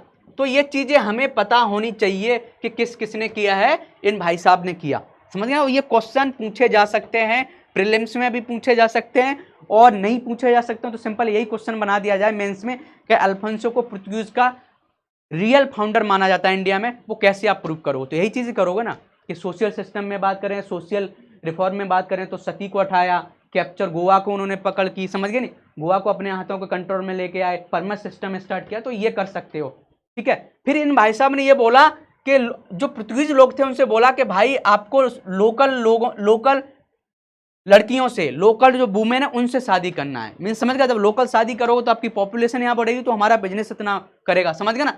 तो ये भी यहां लिख सकते हो, marriage with local, marriage with local wifes. समझ गया ना? इसको प्रमोट किया इन भाई साहब ने। तो ये भी चीज यहां से लिख सकते हो, समझ गया ना। In Goa north province establish themselves as a village landlord. अब हुआ क्या कि जो भी गोवा में थे, नॉर्थ प्रोविंस, समझ गया, नॉर्थ प्रोविंस से जो लोग थे वहां, गोवा के आसपास के लोग, वहां पर क्या है कि जो पुर्तगीज थे उन्होंने अपने आप को विलेज लैंडलॉर्ड्स घोषित कर दिया था। समझ गया ना। Built new roads and irrigation work, इन्होंने रोड्स बनाना स्टार्ट कर दिया। अब रोड्स ये नहीं कि हमें इंडिया का डेवलपमेंट करना है भाई, इसलिए करना है कि हमें बिजनेस करना है, तो हमारा सिस्टम, हमारी चीजें आसानी से जा सकें। समझ गया? तो ये चीजें हैं। इंट्रोड्यूस न्यू क्रॉप्स लाइक तंबाकू। अब देख रहे हैं ना, यही पॉइंट पूछ लिया था यूपीएससी ने कि एक सेंटेंस बना के कि तंबाकू को और कैश्यू नट को इंडिया में कौन लेके आए, पुर्तगीज लेके आए। समझ गया, पुर्तगाल के लोग लेके आए। तो ये बेसिक आपको एक समझ होनी चाहिए हिस्ट्री की, तो आप बहुत बेहतर, और ज्यादा पढ़ने की, पीएचडी नहीं करना, आपको समझ होनी चाहिए कि पुर्तगीज क्यों आए इंडिया में, रीजन पता होना चाहिए कि उनके बिजनेस ट्रेड्स थे, वो पैसा कमाना चाह रहे थे, पैसा कमाने के लिए आए थे, लेकिन वो उनको जब कंडीशन यहाँ की पता चली कि हम यहाँ राजा भी बन सकते हैं, यहाँ शासन भी कर सकते हैं, तो उन्होंने पॉलिटिक्स भी करना स्टार्ट कर दी, वो अलग की बात है, ठीक है। तो ये चीज बेसिक पता होनी चाहिए। तो अल्फोंसो डी अल्बुकर्क, ठीक है, अल्बुकर्क। अब क्या है, अब इसके बाद आए नीनो दा कूना। अभी तक हमने क्या क्या देखा, अल्मीडा जी आए पहले, अल्मीडा जी, ठीक है। इसके बाद कौन आए, अल्मीडा के बाद अल्फोंसो, अल्फोंसो का हमने काम देखे। अब कौन आ गए भाई साहब, नीनो, ठीक है, तो देख रहे हैं ना। और इससे पहले भी कौन आए थे, इनका भी लिख लेते हैं, कौन कौन आए थे। इससे पहले कौन आया था, आपने एक पर्सन का नाम देखा हो, कैब्रल, वो खुद का बिजनेस करने आया था, कोई ऐसा नहीं पुर्तगाल की गवर्नमेंट ने भेजा था, ऐसा नहीं था, ठीक है, ऐसा सही से लिखते हैं, कैब्रल जी आए थे। और इससे पहले कौन थे, वास्को, ठीक है, Vasco da Gama, Vasco da Gama. तो देख रहे हो, तो वास्को ड गामा ने रास्ता खोजा, कैब्रल ऐसी नॉर्मल बिजनेस करने आया, अल्मीडा को पुर्तगाल की गवर्नमेंट ने इनको गवर्नर बना के भेजा, ये पहला गवर्नर, फिर ये दूसरा गवर्नर, फिर ये तीसरा गवर्नर, ठीक है। तो बिजनेस करने का आप देख रहे हो ना रास्ता, कि कैसे कैसे ये जाना स्टार्ट कर दिया। अब इन भाई साहब ने क्या किया, जो नीनो दा कूना की बात करें तो इन भाई साहब ने क्या, हेडक्वार्टर जो कोचीन में था ना, वो गोवा में बदल दिया, कि गोवा इन्होंने छीन लिया। अल्फोंसो साहब छीन के गए थे ना, कि बीजापुर का जो राजा था उससे उन्होंने क्या किया था, जो वहां का सुल्तान था उससे गोवा छीन लिया था। गोवा अच्छी लोकेशन थी, अच्छे पोर्ट्स थे, तो उन्होंने क्या किया कि कोचीन से क्या किया, हेडक्वार्टर गोवा बदल दिया, समझ गए ना, ये इन्होंने काम किया। बहादुर शाह जो था गुजरात का, मैंने बोला था कि क्या है, यही क्वेश्चन यूपीपीसीएस में पूछा गया, कैसे यूपीएससी में पूछा गया, सॉरी मैं बता दें कैसे पूछा। Bahadur Shah of Gujarat sought Portuguese help during his conflict with Humayun and ending to them in 1534 the island of Bassein. समझ हुआ क्या कि गुजरात का एक राजा था बहादुर शाह, और उसी समय आप देखोगे कि जब ये लोग पुर्तगीज आए थे उस समय इंडिया में मुगल शासन था। ये तो आपको चलनी चाहिए ना, अभी तो हम एक इंडिविजुअल पढ़ाई कर रहे हैं ना, पुर्तगीज के बारे में जाना, इंडिया की हर कंडीशन आपको याद होनी चाहिए ना। 1526 की बात करें, या उस समय जब ये लोग बिजनेस कर रहे थे, आए थे, उस समय कौन, मुगल का शासन था ना। तो मुगल शासन हिमाऊ क्या, उनका भी राज्य बढ़ रहा था। अरे ये तो भाई समुद्र के किनारे किनारे बिजनेस कर रहे थे ना, छोटी छोटी जगह पर कर रहे थे। अंदर तो देखा जाए तो मुगल्स काम कर रहे थे, धीरे धीरे वो मुगल खत्म हो जाएगा, फिर धीरे धीरे ब्रिटिश पूरा अपना राज कर लेंगे। तो ये थोड़ी दिमाग में आपको स्टोरी होनी चाहिए, पूरी इमेज आपके दिमाग में चलनी चाहिए। तो हुआ क्या कि जो बहादुर शाह गुजरात का राजा था, उन्होंने पुर्तगीज से हेल्प मारी, क्यों हेल्प मांगी, कि हुमायूं उन पर अटैक करने वाला था। लेकिन हुआ क्या कि वो जो डर था, हुमायूं ने फिर अटैक नहीं किया, बहादुर शाह रह गया। और जब उनकी हेल्प करने के लिए क्या किया, बहादुर शाह ने पुर्तगीज को क्या दे दिया था, आइलैंड ऑफ वसीन दे दिया था ये। लेकिन Bahadur Shah wanted to raise a wall of partition, लेकिन बहादुर शाह बोला कि यार ये बहुत खराब लोग हैं पुर्तगीज, यार यहाँ पर हमारे लोगों को परेशान कर रहे हैं, बिजनेस नहीं करने दे रहे हैं। तो उन्होंने कहा दीवार बना देते हैं यार, जिनको जो दिया है ना, वसीन का जो आइलैंड दिया ना, यहाँ पर दीवार बना देते कि तुम इधर करो, हमारे इधर नहीं आना। अब जब ऐसा करने की बात की तो क्या हुआ, ये लोग गुस्सा हो गए, जब पुर्तगीज ने oppose the end started negotiation, और बोला कि नहीं यार ऐसा नहीं करना है, तुम आओ हम बात करते हैं, ये दीवार फीवार मत बनाओ, हम आपसे बिजनेस करना चाहते हैं। और ये इतने गंदे लोग थे कि अपने पुर्तगीज लोगों ने अपने सिप पर उस बहादुर शाह जो राजा था उसको बुलाया, और उसको क्या किया, धोखे से उसको मार डाला, समझ गया ना। 1537 में उस पर्सन को मार डाला, बहादुर शाह को। किसको मार डाला, बहादुर शाह को, जो राजा था गुजरात का, बहादुर शाह के राजा को इन्होंने मार डाला, समझ। फिर influence in Bengal with Hooghly as a their headquarter, और जब वहां गए तो गुजरात में भी शासन करने में, समझ, आसपास का रीजन भी इन्होंने छीन लिया, और गोवा तो पहली से, कोचीन में पहली से, फिर धीरे धीरे हुगली में बढ़ना स्टार्ट। तो समझ गए, पूरे इंडिया के जो समुद्री तटी थे वहां इन्होंने पुर्तगीज लोगों ने अपना बिजनेस बढ़ाना स्टार्ट कर दिया। अब मैं इससे पूछ रहा हूं कि यही क्वेश्चन यूपीएससी ने इस बार 2023 में डायरेक्ट पूछ लिया, सच बताऊं। और जिन लोगों ने नहीं पढ़ा होगा कि ये बताओ पुर्तगीज ने किस गुजराती राजा को युद्ध में मारा था, तो कौन था। और ऐसे उन्होंने नाम दे दिए थे, कोई जफर का नाम दे दिया था, कोई बहादुर खान का नाम दे दिया था, जिसमें एक नाम बहादुर शाह था, यही था क्वेश्चन। तो बताओ, एक सिंपल क्वेश्चन, एक सिंपल सा पॉइंट बस दे दिया था। तो कभी कभी फैक्चुअल यूपीएससी पूछता है, ऐसा नहीं है, तो एक दो क्वेश्चन पूछता है, एक दो क्वेश्चन मायने रखता है भाई। कभी कभी हमारा प्रीलिम्स एक ही क्वेश्चन से रुक जाता है। तो ऐसे फैक्ट आपको बेसिक पता होनी चाहिए, एक कहानी के रूप में आपको पता होना चाहिए, ठीक है। अब फेवरेबल कंडीशन क्या थी कि जो पुर्तगीज थे उनका बिजनेस आप देखोगे इंडिया में, कि मान लो ये हमारे पास इंडिया है, ठीक है, और इंडिया ये देखो ये ऐसे बढ़ती चली जा रही थी ये, ठीक है, और यहाँ होते हुए आप बात करोगे ये, तो इनका बिजनेस देखोगे गुजरात में भी फैल गया, यहाँ भी फैल गया, समझ गया, हुगली में ही फैल गया, तो कई रीजन के आसपास इधर भी फैल लिया। तो कैसे बना, कैसे बढ़ा, क्या रीजन थे इनके बिजनेस के आसपास के रीजन में फैलने के। तो रीजन क्या, कुछ नहीं थे, बस रीजन ये था कि small powers in north India. North India में जो नॉर्थ में कोई ऐसा राजा नहीं था जो उनको विरोध कर सके नॉर्थ इंडिया में, समझ गया ना। दूसरा क्या था, बहमानी जो किंगडम था वो टूट गया था छोटे छोटे स्मॉल किंगडम में। पहले वो एक बड़ा राजा था, लेकिन अब देखो वो 4-5 राज्यों में टूट गया था। जब यूनिटी नहीं होती तो बाहर के लोग तो मजा लेंगे, तो ये चीज थी।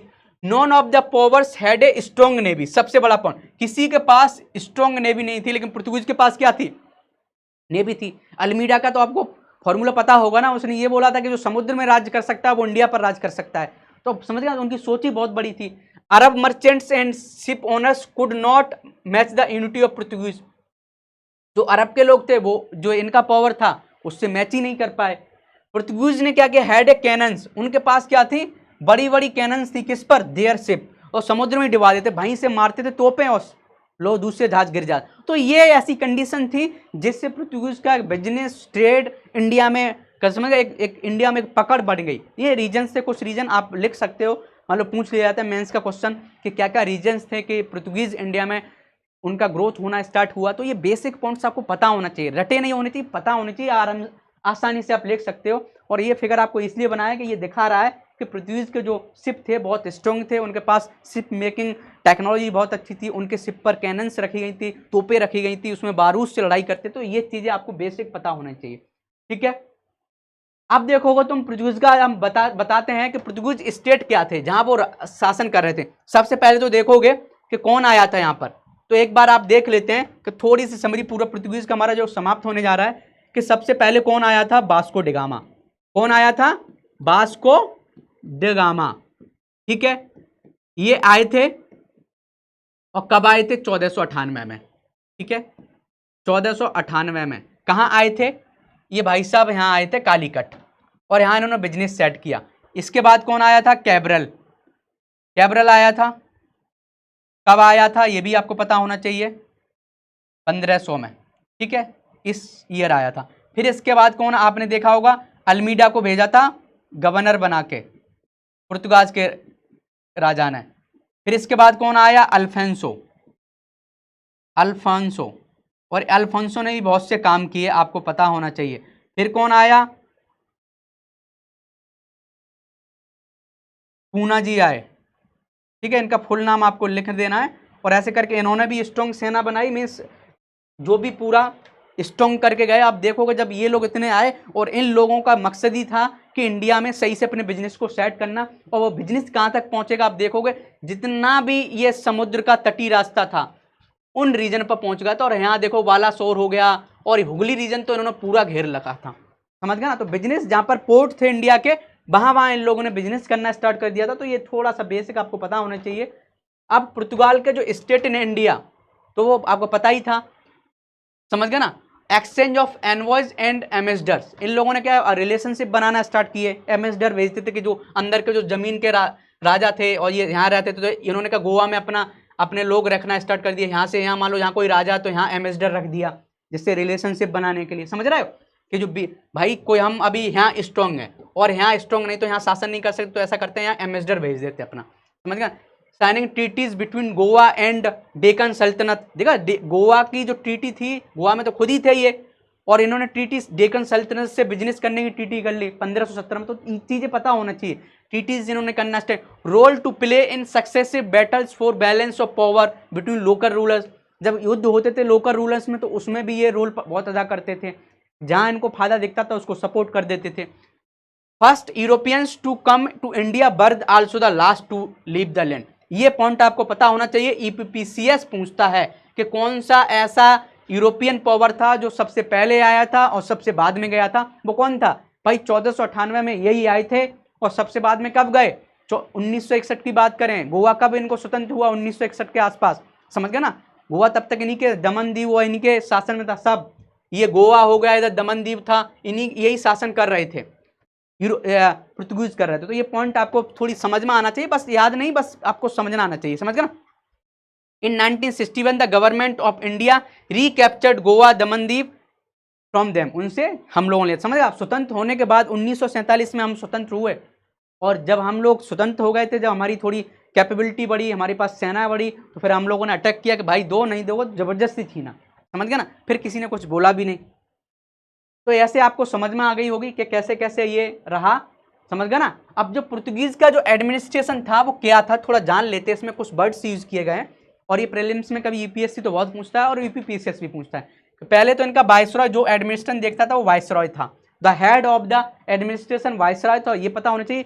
बेडर द फजेंडा, ये पता होना चाहिए। बेडर द फजेंडा की बात करें तो responsible for revenues and the cargoes, revenues के लिए, पैसा कमाने के लिए और वस्तुएं लाने के लिए कौन देखता था काम, बेडर द फजेंडा, ये याद होना चाहिए। अब यही टर्म बोल दे कि मॉडर्न हिस्ट्री में आपने एक वर्ड सुना होगा बेडर द फजेंडा, किससे रिलेटेड है। अब उसमें ऑप्शन दे दे कि यही वर्ड दे दे रेवेन्यू और कार्गो से रिलेटेड है या शिप से रिलेटेड है या रिवोल्यूशन से, कुछ भी दे दे तो आप फंस जाओगे। तो ये छोटी छोटी चीजें होती हैं जो बेसिक पढ़ाई करने से, अरे भाई कोई चीज पढ़ते हो हमें याद नहीं करना रहता है, हमें बार बार पढ़ना है। अब आप यहाँ देख रहे हो तो बेदर्द फजेंडा पता होना चाहिए कि नहीं भाई ये क्या था, एक सिस्टम था किसका, पुर्तगीज का। ये एक पर्सन की रेस्पॉन्सिबिलिटी इसकी ये थी कि रेवेन्यू हमें क्रिएट करना है, कार्गोज लेके आना है, ये इसका काम था इस पर्सन का। एक कहते ना एक ये पोस्ट थी, तो इस पोस्ट के बारे में पता नहीं, वायसरॉय तो आपने सुना ही होगा। ऐसी कैप्टन्स सुना होगा, कैप्टन्स का काम क्या था, फोर्ट्रेस वर अंडर कैप्टन्स, जो भी दुर्ग बनाए गए थे, जो भी फैक्ट्री बनाई गई थी वो किसके अंडर था, कैप्टन्स के। और इसको जो सहायता करते वो फैक्टर्स करते थे। फैक्टर्स मीन्स सिपाही की तरह कोई पर्सन है, बहुत से लोग होते थे तो इसकी हेल्प करते थे। तो ये चीज़ हमें पता होना चाहिए कि पुर्तगीज का जो एडमिनिस्ट्रेशन है, मान लो यही क्वेश्चन आ जाए कि पुर्तगीज का एडमिनिस्ट्रेशन बहुत स्ट्रांग था, उन लोगों ने इंडिया पर कैसे शासन किया, आप लिखो। तो भाई ये चीज़ें पता होंगी तो एडमिनिस्ट्रेशन को आप सही तरीके से लिख पाओगे कि उनके एडमिनिस्ट्रेशन में वायसरॉय ये काम करता था, बेडर द फजेंडा ये काम करता था और कैप्टन्स ये काम करता था। इन्होंने कैसे अपनी स्ट्रॉन्ग किया, जितने भी अभी तक हमने गवर्नर्स की बात की, नादू पूना की बात की, अल्फोंसियो की बात की, अल्मीडा की बात की, सब ने जो काम किया लिख डालो, बस हो गया काम। ऐसा ही बस ये पता, बेसिक बेसिक चीज़ें आपको पता होंगी तो आप बहुत अच्छा आंसर लिख सकते हो, समझ गए ना। अब इनकी प्रॉब्लम्स भी बहुत थी। इनकी प्रॉब्लम्स क्या थी, रिलीजियस पॉलिसी की बात करें ना तो बहुत कट्टरवाद लोग थे। वो क्या था, religious policy of the Portuguese क्या थी कि जो एनिमी था ना इनका वो मूर्स थे, मुस्लिम लोग इनके बहुत बड़े दुश्मन थे। जो मूर्स थे अफ्रीका में या अरब लोग, जो मुस्लिम इंडायरेक्टली मूर्स मुस्लिम ही थे, ये एक ट्राइब का नाम है, समझ गए ना। तो मूर्स जो लोग थे मुस्लिम लोग थे, तो उनको ये बहुत ज़्यादा, क्यों रीजन, भाई बिजनेस इनको नहीं करने दे रहे थे। जब इनके पास रास्ता नहीं खोजा था इंडिया का तो इनसे टैक्स ले रहे थे, फीस बननी पड़ रही थी, समझ गया। तो जील टू प्रमोट क्रिश्चियनिटी को उन्होंने प्रमोट किया इंडिया में। और जब स्टार्टिंग में जब इंडिया में आ गई ये तो उन्होंने मुसलमानों को चुन चुन के मारा, समझ गया ना। तो इनका मुसलमानों को बहुत खिलाफ थे। स्टार्टिंग में तो हिंदूज के सही थे, हिंदूज को उन्होंने क्या किया, ज़्यादा परेशान नहीं किया, लेकिन बाद में क्या हुआ, उनको भी इन्होंने परसिक्यूटेड स्टार्ट कर दिया, समझ गया, मारना स्टार्ट कर दिया। तो वही चीज़ है, कोई पर्सन खराब होगा तो वो सबके लिए होता है। और फर्स्ट मिशन विद अकबर इन सितंबर 1579, और कौन कौन गया था, फादर गए थे रोडोल्फो अकाबे, ये नाम लिख सकते हो कि पुर्तगीज की तरफ से ये भाई साहब गए थे, और एंटोनियो मोन्सरेट, इन भाई साहब ने क्या गया, ये गए अकबर के पास। अकबर पहले से थोड़ा लिबरल था, पहले इस्लाम में तो बहुत ज़्यादा इंटरेस्ट रखता था, लेकिन जैसे ही उसने हिंदू वुमन से शादी की, जोधाबाई का नाम सुना होगा, और सॉरी जो जोधाबाई थी कौन, मुझे इतना एग्जैक्ट अभी याद नहीं आ रहा, तो उनसे उन्होंने शादी की थी। तो जब शादी उन्होंने की थी तो फिर क्या हुआ, जब हिंदू वुमेन से शादी की तो वो लिबरल होना स्टार्ट हो गए थे, समझ गया। जब लिबरल होना स्टार्ट हो गए थे तो उनकी सोच थोड़ी स्टार्ट हो गई, सब धर्म के बारे में उनका इंटरेस्ट बढ़ गया था कि नहीं यार मुझे इस धर्म के बारे में जानना है। तो उन्होंने क्या किया, जब ये पुर्तगीज ये थोड़ा कन्विंस किया कि मुझे आना है, तो उसने बहुत सम्मान के साथ बुलाया कि आओ। तो इन्हें लगा कि हम लगता है कि अकबर को कन्विंस कर लेंगे, इसका धर्म चेंज कर लेंगे, इसको क्रिश्चियनिटी में कन्वर्ट कर देंगे, तो हम बिजनेस फिर तो पूरे इंडिया में करेंगे, फिर तो कोई टेंशन ही नहीं है। लेकिन ऐसा हुआ नहीं, क्योंकि जो अकबर था बहुत लिबरल इंसान था, सबका सम्मान करता था। तो ये रोडोल्फो एक्वावाइवा का नाम आपको पता होना चाहिए, एंटोनियो मोन्सरेट का नाम याद होना चाहिए, ठीक है। ये स्टार्टिंग में, फिर सेकेंड मिशन फिर आया 1590 में, ये फिर गए ये लोग, फिर वही बात क्रिश्चियनिटी में उसको कन्वर्ट नहीं कर पाए। फिर थर्ड मिशन जो है 1592 में गया, और फादर्स जीरोम जैक्सवियर एंड एमुअल पिन्यूरो गए, समझ गए ना, ये लोग गए। आपको पता होना चाहिए, ये सही से जीरोम का इनका नाम लिख लेना है कि ये गए, और इमोनुअल पिन्यूरो गए। लेकिन फिर क्या हुआ, इन लोगों ने भी उनको क्रिश्चियनिटी में कन्वर्ट नहीं कर पाए, तो समझ सकते हो ना। तो ये धीरे धीरे कैसी चीज़ें चल रही हैं, क्या क्या कर रहे हैं ये पुर्तगीज अपने बिजनेस को बढ़ाने की, ये आपको थोड़ा समझ में आना चाहिए। Jahangir allowed to the church at law, Jahangir था वो भी ठीक था, जब उसने शासन आया तो उसने भी बोला कि जो जो चर्च यहाँ बने हैं आप कंटिन्यू कर सकते हो, तो ज़्यादा उसने प्रोसिक्यूशन नहीं किया पुर्तगीज का, ठीक है जैसे चल रहा था वैसे चलने दिया। हुआ क्या कि इन 1608 में क्या हुआ, कैप्टन विलियम हॉकिंस, अब क्या हुआ पुर्तगीज का जो है loss favour with Mughals, Mughals के साथ इनके रिलेशनशिप खराब होने लगे। जब तक अकबर थे ठीक है चल रहा था, जहांगीर था चल रहा था, लेकिन हुआ क्या धीरे धीरे खराब होना स्टार्ट हो गया। वो तो होता ही है कि भाई आपसे एक बेस्ट पर्सन आएगा तो दूसरे को बेनिफिट दिया जाएगा। तो हुआ क्या था, 1608 में कैप्टन विलियम हॉकिंस आते हैं एक शिप हेक्टर, कौन से शिप पर आते हैं, शिप का भी नाम आपको पता होना चाहिए। तो अभी देखोगे कि बहुत से शिप के नाम आएंगे। क्यों हम आपको बोल रहे हैं कि यूपीएससी कभी कभी बहुत ऐसे क्वेश्चन पूछ लेता है कि आपने सोचा भी नहीं होगा, और आप इतने हल्के क्वेश्चन होते हैं लेकिन आप गलत कर दोगे। अब यही नाम दे दे कि हिस्ट्री में आपने हेक्टर का नाम सुना होगा, एक दो और नाम स्क्वाड्रियन, अभी एक जहाज का और आगे नाम है, 4-5 जहाज के नाम दिएगा, उनका नाम दे देगा, बोल देगा ये क्या है, तो ये पता होना चाहिए ये जहाज है तो बस शिप है। तो ये थोड़ा बेसिक आपको रटना नहीं है, बस बेसिक दिमाग खुला रखना है कि यूपीएससी जो पेपर बना रहा है उसको देख के पढ़ा करो। हमें ऐसा नहीं कि पीएचडी नहीं करना है, बस आपके जो पेपर से ओरिएंट हमें भाई क्या करना है, एग्जाम क्वालिफाइड करना है ना। ज्ञान लेने के लिए तो बहुत कुछ है, यूट्यूब पर चले जाओ, इतनी वीडियोस पढ़ी हैं ज्ञान लेने के लिए, इतना मस्त मस्त बताते हैं, पूरा वर्ल्ड हिस्ट्री देखोगे 1 साल लग जाएगी पढ़ने में, समझ गया। तो मेरा मकसद है कि आपको बेसिक चीजें पता होनी चाहिए कि जब 1698 में कौन आया, विलियम हॉकिंस आए थे, कौन सा शिप, हेक्टर के साथ, कहाँ पहुंचे, सूरत पहुंचे, और उन्होंने एक लेटर भी लेके आए थे जेम्स वन का, जो किंग ऑफ इंग्लैंड था, उसने लेटर भी लिखा था, किंग जेम्स, जो जेम्स वन था उसका लेटर लेके आए थे और मुगल से मिलने आए थे। सिंपल बात कि भाई मुझे मेरे राजा जेम्स ने भेजा है और ये हॉकिंस जी आए, समझ गए। परमिशन मांगी to do business in India, इन भाई साहब ने मुगल से परमिशन मांगी, समझ गए ना।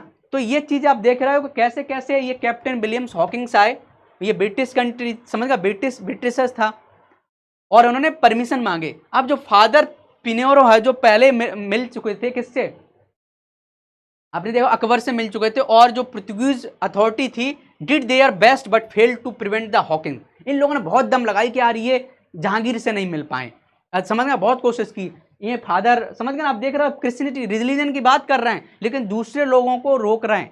भाई रिलीजन जो पर्सन धर्म की बात कर रहा है उसे क्या बिजनेस से लेना देना, समझ गए। तो समझ रहे हो, कोई भी चीज हो, आजकल लोग पैसे के, उस समय भी पैसे की बात हो रही थी, तो ये थे, समझ गए। तो उन्होंने क्या किया, उस हॉकिंग को रोकने की बहुत कोशिश की, इसलिए कोशिश की कि यार ये ब्रिटिशर आ जाएंगे तो फिर हमारे जो पुर्तगाल के जो लोग हैं हमारे बिजनेस नहीं कर पाएंगे, लेकिन ये फेल हो गए। फिर Hawkins knew the Turkey language, और वो टर्की लैंग्वेज था, उसने जहांगीर से एकदम टर्किश भाषा में बात की, तो एकदम जहांगीर खुश हो गया कि यार भाई हॉकिंग्स तो यार एकदम अपना बंदा लग रहा है। अब बताओ तुम कहीं अमेरिका जाओ और कोई तो आपको हिंदी में बात करे तो कैसे कर, मजा आ जाएगा ना कि यार ये तो अपना ही बंदा है। तो आप जो इंग्लिश वाला आदमी है उससे ना शेयर करके आप उससे बात करोगे अच्छे से, तो वही बात यहाँ हुई।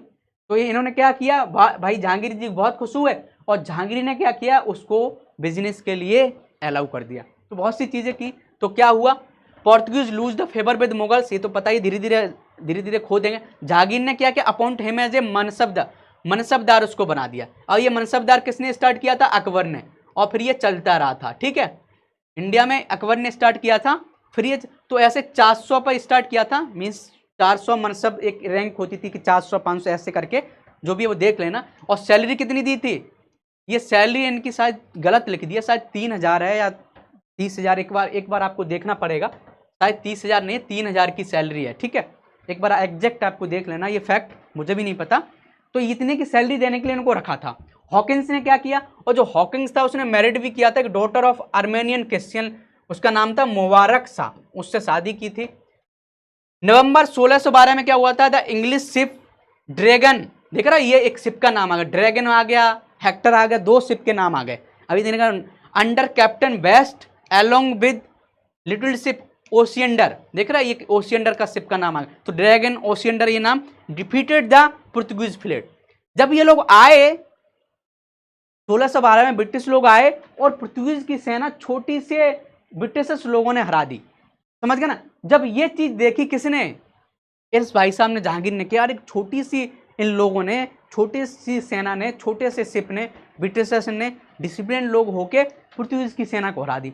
तो भाई जहांगीर बहुत इससे एकदम खुश हो गया Jahangir impressed with the English success, कि यार ये लोग तो बहुत अच्छे हैं, इनसे तो दोस्ती करनी चाहिए, कि समझ गए ना, कि हमारी सेना के लिए ट्रेनिंग के लिए बहुत अच्छे काम आ सकते हैं, या ऐसे लोगों से बिजनेस करने। और ये तो संसार का रूल है यार, जो स्ट्रांग होता है उससे हर कोई दोस्ती करना चाहता है, समझ गए ना, ये रूल है। आप अच्छा कर रहे हो, आप किसी भी सेक्टर में अच्छा कर रहे हो तो हर कोई चाहेगा कि आप, मान लीजिए आप हो, आप टीचर हो, बहुत अच्छा पढ़ा, तो हर कंपनी चाहेगी कि आपको हायर करे। आप अच्छा नहीं पढ़ा रहे हो, गरीबी में कोई नहीं देखने वाला। तो वही चीज़ है कि देखा, उसकी सक्सेस देखी तो जहांगीर भाई इंप्रेस हुए, समझ गए ना। Piracy with Portuguese led to dispute the emperor Mughal, और ये पुर्तगीज तो वैसे भी इतने थे, इन्होंने चोरी करना स्टार्ट कर दिया था। होली पर जो पोर्ट थे वहां पर पैसा तो पैसा कमाने के उसमें आ गए थे, कैसे भी कमाना पड़े, चाहे चोरी करना पड़े, चाहे कुछ भी करना पड़े, बस हमें पैसा कमाना है। इतने गंदे लोग हो गए थे, समझ रहे हैं आप मेरी बात को। तो इन भाई साहब ने जब ऐसा काम किया तो फिर चीजें बढ़ती जा रही थी, खराब होती जा रही थी, तो इस चक्कर में ऐसा सब कुछ हुआ। फिर क्या हुआ, 1613 में इन 1613 the Portuguese captured Mughal ship. Portuguese ने क्या किया, मुगल शिप था उसको पकड़ लिया, इंप्रेस्ड मैनी मुस्लिम। फिर जहांगीर ने क्या किया, ऑर्डर किया, किसको, मुकर्रब खान को, ये पता होना चाहिए ये वाला फैक्ट, इन चार्ज ऑफ सूरत, जो सूरत में उस समय चार्ज कर रहे थे, उसको बोला कि टू ऑब्टेन कंपनसेशन, कि इनसे भाई पुर्तगीज लोगों से कंपनसेशन लो, ये बहुत बहुत ज़्यादा समझ गद्दारी कर रहे हैं, कि उल्टा सीधा काम कर रहे हैं। फिर शाहजहां आया, तो शाहजहां ने फिर क्या कि पुर्तगीज को lost advantage enjoyed in the Mughal court for ever. जब शाहजहां आया तो पुर्तगीज का तो फिर कोई रिलेशनशिप नहीं रहा इन मुगल लोगों से, धीरे धीरे क्या ब्रिटिश लोगों का एक कहते हैं ना डोमिनेंस बढ़ना स्टार्ट हो गया, समझ गए ना। तो ये चीज़ आप देख रहे होंगे कि कैसे कैसे ये होता जा रहा है, तो ये चीज़ें आपको समझ में आ रही होंगी, ठीक है।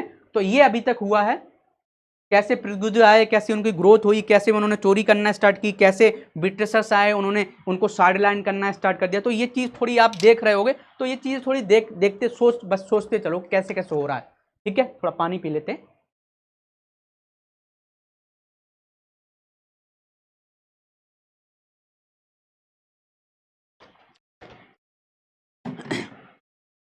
अब देखते हैं the decline of Portuguese. Portuguese का डिक्लाइन होना स्टार्ट हो गया था, क्यों हो गया था, पहले तो ये हुगली था उनका, यहाँ base for piracy in the bay of Bengal, इनको क्या चोर बोलना स्टार्ट कर दिया, इतनी चोरी कर रहे थे। लोकल एडवांटेज वर रिड्यूस, जो लोकल एडवांटेज थे वो अब घटना स्टार्ट हो गए, और लोग जागरूक होना स्टार्ट हो गए थे। कैसे, जैसे powerful dynasty in Egypt, Persia, northern India में और राजा स्टार्ट हो गए थे। राइज ऑफ मराठा ने क्या किया, 1580-81 में इनसे क्या किया, dragging the small kingdom into, समझ गए, इन्होंने क्या किया, मराठा लोगों ने भी इनसे क्या किया था, छीन लिए थे कुछ इनके जो टेरिटरीज थी, इनके पोर्ट्स थे, समझ गए ना, बसीन और भी आप देखोगे तो इन्होंने छीनना। फिर ऐसे ही क्या हुआ कि जब 1580-81 में dragging the smaller kingdom into Spain war with England and Holland, हुआ क्या, जब स्पेन से युद्ध हो रहा था, किसका, इंग्लैंड और हॉलैंड का, इसमें भाई पुर्तगीज ने भी स्पेन का सपोर्ट किया, जब स्पेन के साथ आए थे।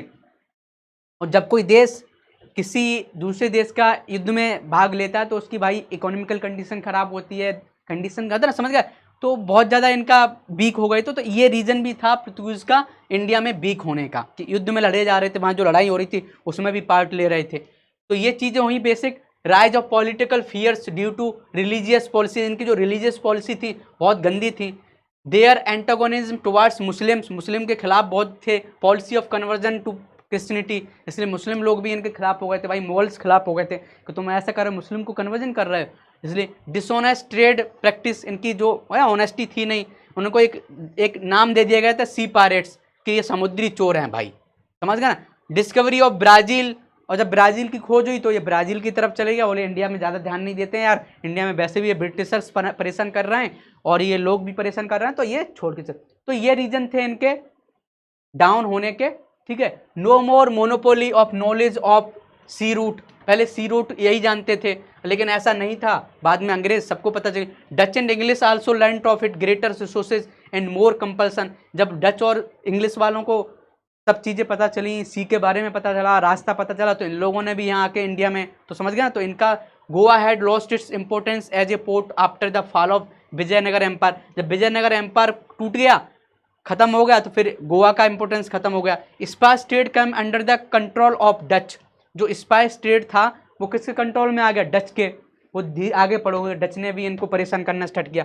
Goa was superseded by Brazil, तो हुआ क्या था, कि जहाँ गोवा में ये बिजनेस कर रहे थे, इंडिया की बात करें यहाँ, तो इसके बाद इनके पास ब्राज़ील पहुँच गया, तो यहाँ इन्होंने ध्यान देना स्टार्ट कर दिया, यहाँ ध्यान स्टार्ट कर दिया, और भी कई जगह इन्होंने स्टार्ट कर दिया। तो इसलिए इंडिया में इनका एक तरह से क्या हो गया, ग्रोथ होना रुक गया था, और उसकी जगह किसने ले ली थी, ब्रिटिशर्स ने ले ली थी।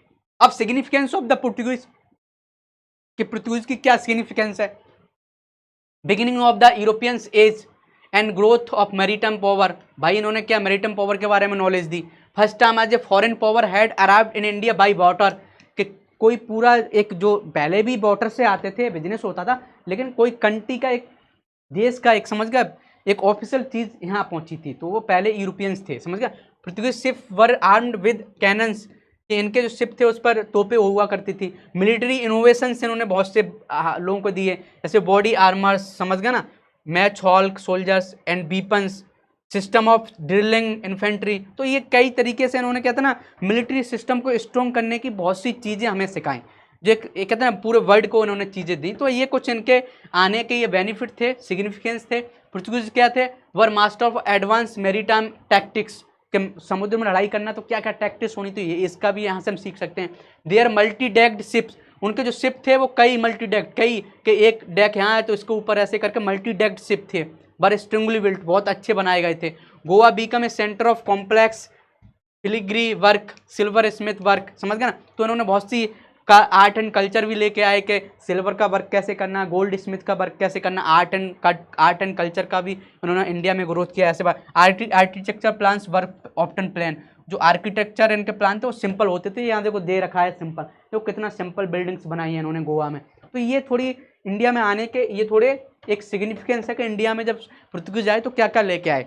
तो शिप बिल्डिंग के बारे में पता चला, मिलिट्री कैसे इंप्रूव करना है, ये तो लोकल राजाओं ने इनसे सीखा। तो ये थोड़ी बेसिक चीज़ें जो इसमें इतना समझाने की जरूरत नहीं है। अब आते हैं डच भाई साहब, तो डच के बारे में पढ़ते हैं। Cornelius de Houtman was the first Dutchman to reach Sumatra and Bantam in 1596। तो इसका नाम थोड़ा पता होना चाहिए, कभी कभी कुछ भी पूछ लिया जाता है। तो ये कॉर्नेलियस डे हाउटमैन का पता होना चाहिए कि ये डच इंसान था, और ये कहाँ पहुंचा, सुमात्रा में पहले पहुंचा था। और डच का मतलब क्या हो गया, डच जो लोग थे वो नीदरलैंड वाले लोग थे, समझ गया ना, नीदरलैंड, ठीक है। तो नीदरलैंड की जो ईस्ट कंपनियां हैं तो वही समझ सकते हो। In 1602 amalgamated many trading companies into East India Company of Netherlands.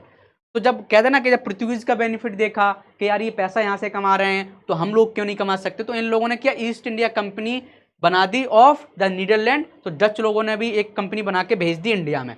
अब ये लोग कैसे आए, अब थोड़ा डच लोगों के बारे में देखते हैं। तो डच लोगों का जो सेटलमेंट था वो कहाँ था, तो फर्स्ट फैक्ट्री वॉज इन मसुलीपट्टम इन आंध्रा इन 1605। तो ये फैक्ट आपको याद होना चाहिए। अब यही क्वेश्चन पूछ लिया जाए प्रीलिम्स में कि जो बात करें हम, डच ने पहली फैक्ट्री कहाँ बनाई, तो कब बनाई, तो ये चीज़ आपको पता होना चाहिए कि मसुलीपट्टनम की हम बात करें तो वहाँ पर उन्होंने पहली फैक्ट्री बताई थी मसुलीपट्टनम में, किसने, डच लोगों ने 1605 में।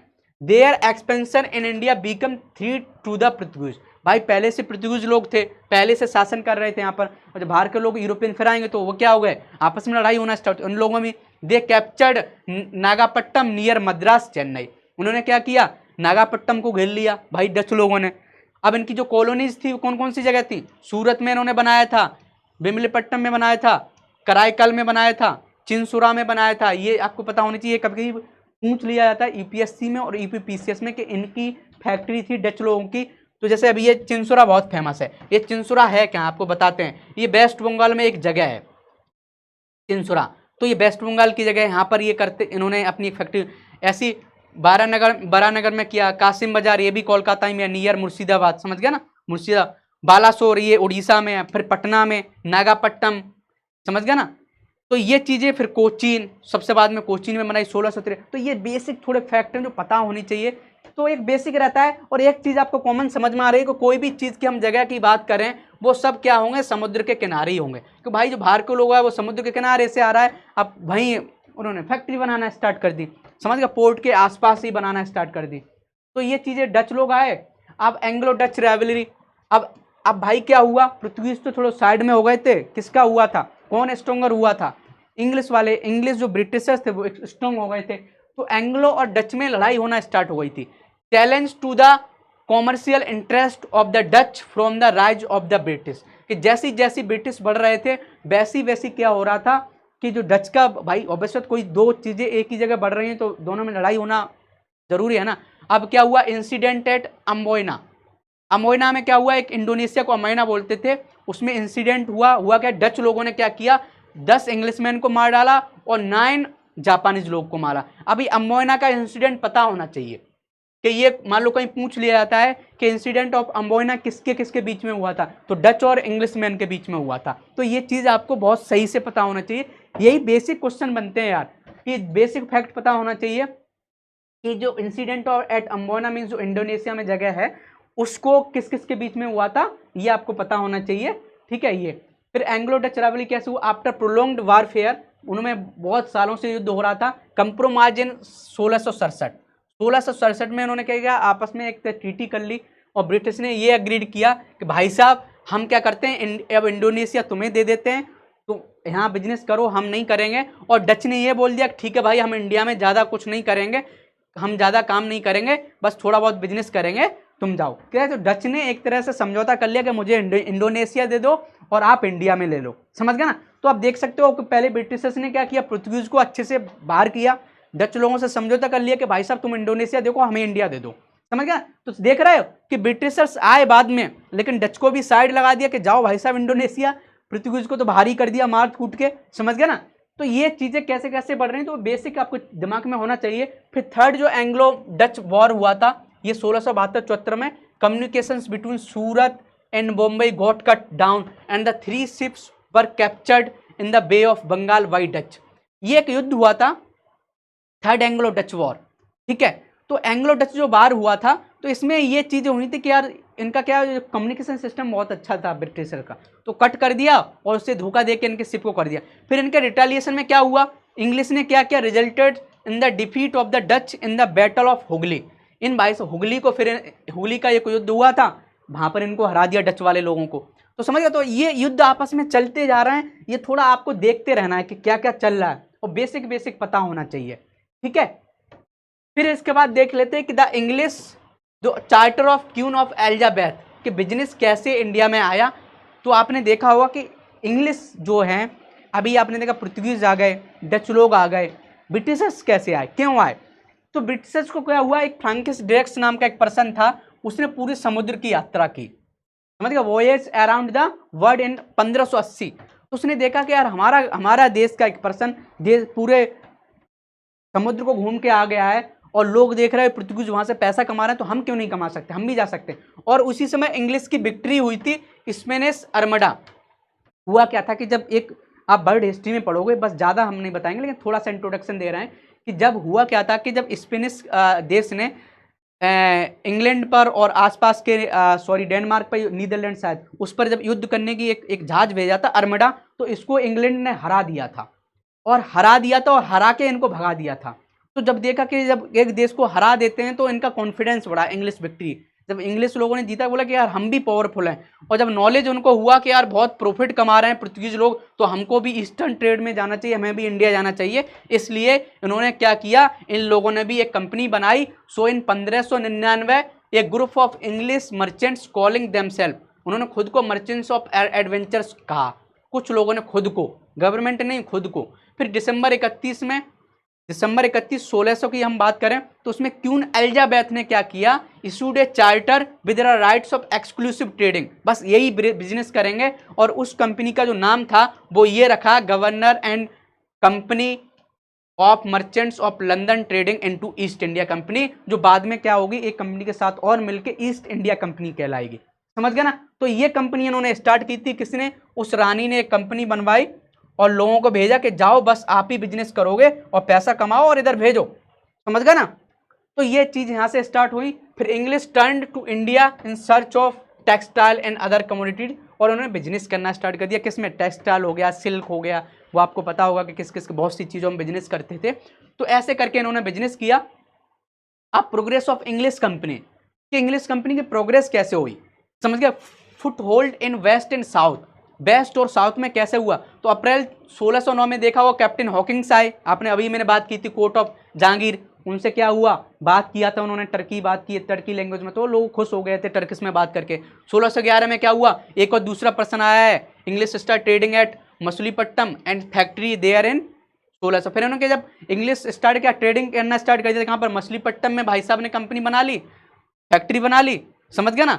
1612 में देखो captain Thomas Best defeated the Portuguese in the sea of Surat, देखा होगा, ये कैप्टन थॉमस बेस्ट थे जिन्होंने पुर्तगीज को जब हराया तो जहांगीर बहुत खुश हुआ था। इससे पहले हम आपको डिस्कशन कर चुके हैं कि जब पुर्तगीज को इस भाई साहब ने हराया तो छोटी सी सेना लेके, तो तभी तो जहांगीर खुश हुए थे, तभी तो बोला था यार तुम अच्छे लोग हो, चलो तुमको बिजनेस करने के लिए अलाउ देते। तो ये चीज़ पता होनी चाहिए, कैप्टन थॉमस बेस्ट के बारे में पता होनी चाहिए। अब यही पूछ लिया जाए किसने हराया था पुर्तगीज को 1612 में, तो वो थे कैप्टन थॉमस बेस्ट।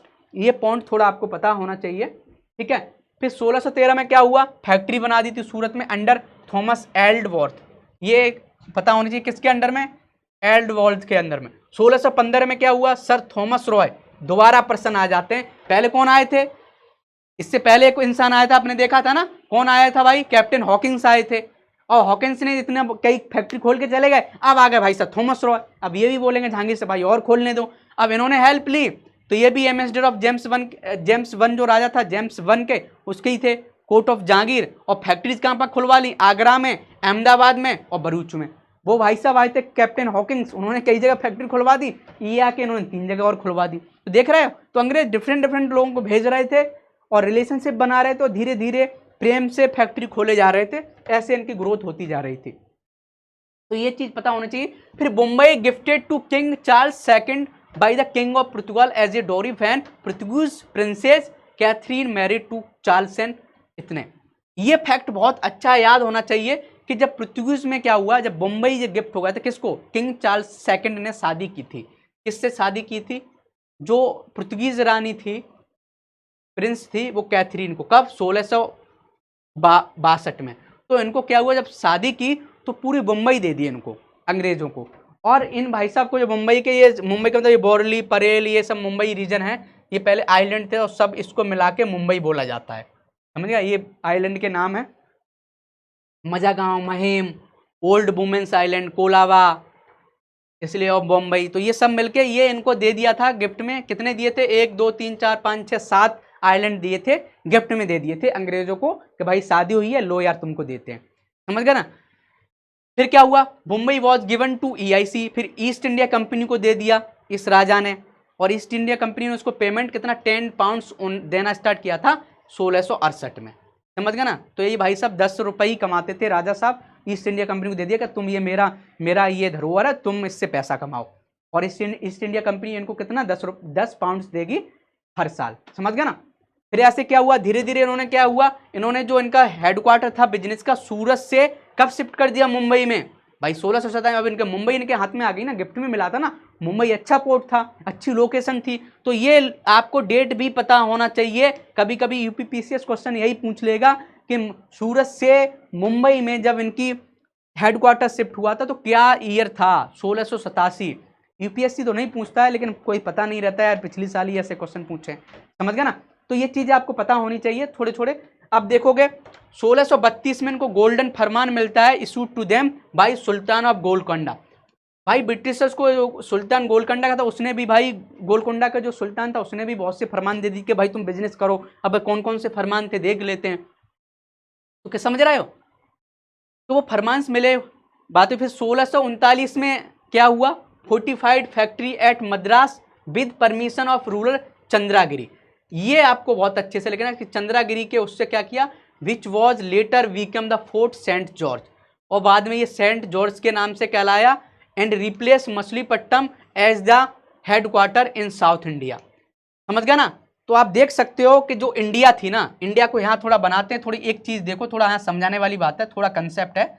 और जैसे ये इंडिया है, ठीक है, और जब ये इंडिया ऐसे हो रही है, ठीक है, और यहाँ पहुंचा, तो आप यहाँ देख रहे होगे कि पहले यहाँ पर देख रहे थे, पहले क्या था इन्होंने, पहले यहाँ था सूरत था इनका सेंटर, मान लेते कि यहाँ सूरत, ठीक है, सूरत था, और सूरत से किसको पहुंचा दिया, सॉरी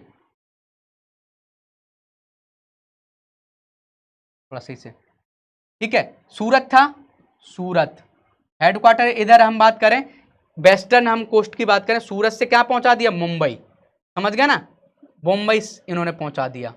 और यहाँ पर क्या था, यहाँ पर था मछलीपट्टम, और मछलीपट्टम यहाँ पर था, और जैसे ही इनके हाथ में आया क्या, ये बना सेंट जॉर्ज, और इसको हेडक्वार्टर बना दिया, समझ गया ना, साउथ का, तो सेंट जॉर्ज में। और ये सेंट जॉर्ज किधर था, सेंट जॉर्ज था तमिलनाडु के आसपास, जो आज रीजन है, समझ गया ना। तो फोर्टिफाइड फैक्ट्री यार मद्रास, इसको मद्रास बोल सकते हो, तो मद्रास, समझ गया ना।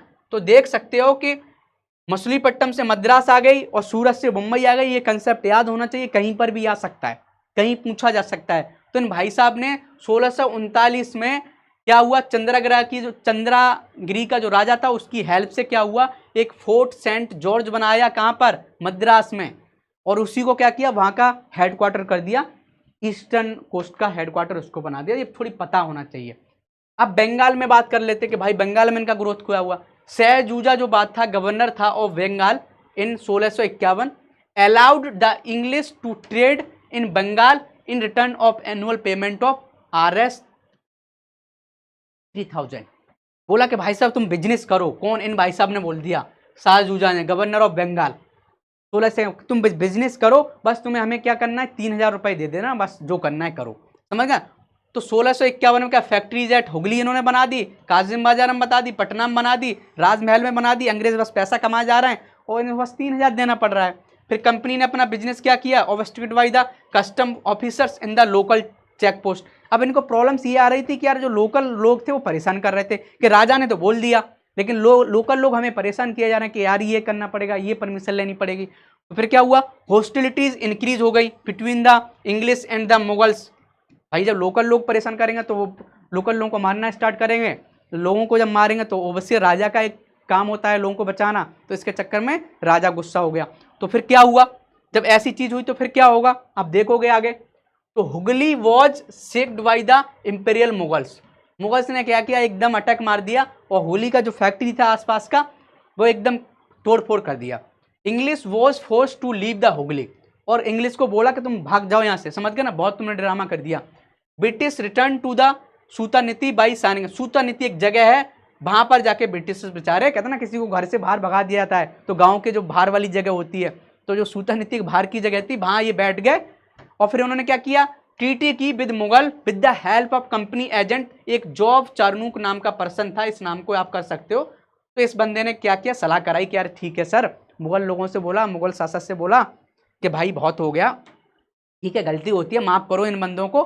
फिर इन्होंने क्या किया, इन 1698 में जमींदारी ऑफ द 3 विलेजेस, सूतानीति की इनको दे दी गई, गोविंदपुर की दी गई, कालीकट मीन्स कालीघाट बोल सकते हो, 3 जगह की दे दी, on payment of RS 1200 to the owners, जो वहाँ के ओनर्स थे, जो लोकल जमींदार थे, उनको दे दिए 1200 रुपये दे के, और 3 जगह ले ली, और यही 3 जगह आज मिलके कोलकाता कहला सकते हैं।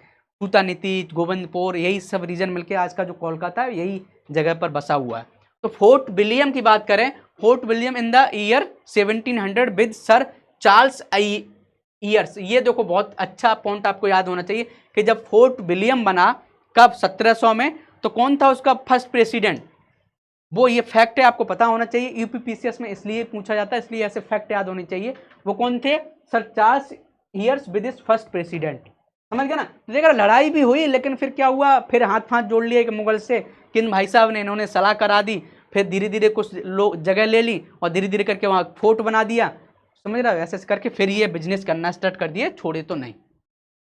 तो ये बेसिक चीजें आपको पता होनी चाहिए। अब भाई साहब फारूक सियार जी उनका फरमान मिल जाता अंग्रेजों को, और सबसे अच्छा जो कहते हैं एक तरह से इनको बेनिफिट हुआ वो यहीं से हुआ, इन्हीं भाई साहब के फरमान से, ठीक है।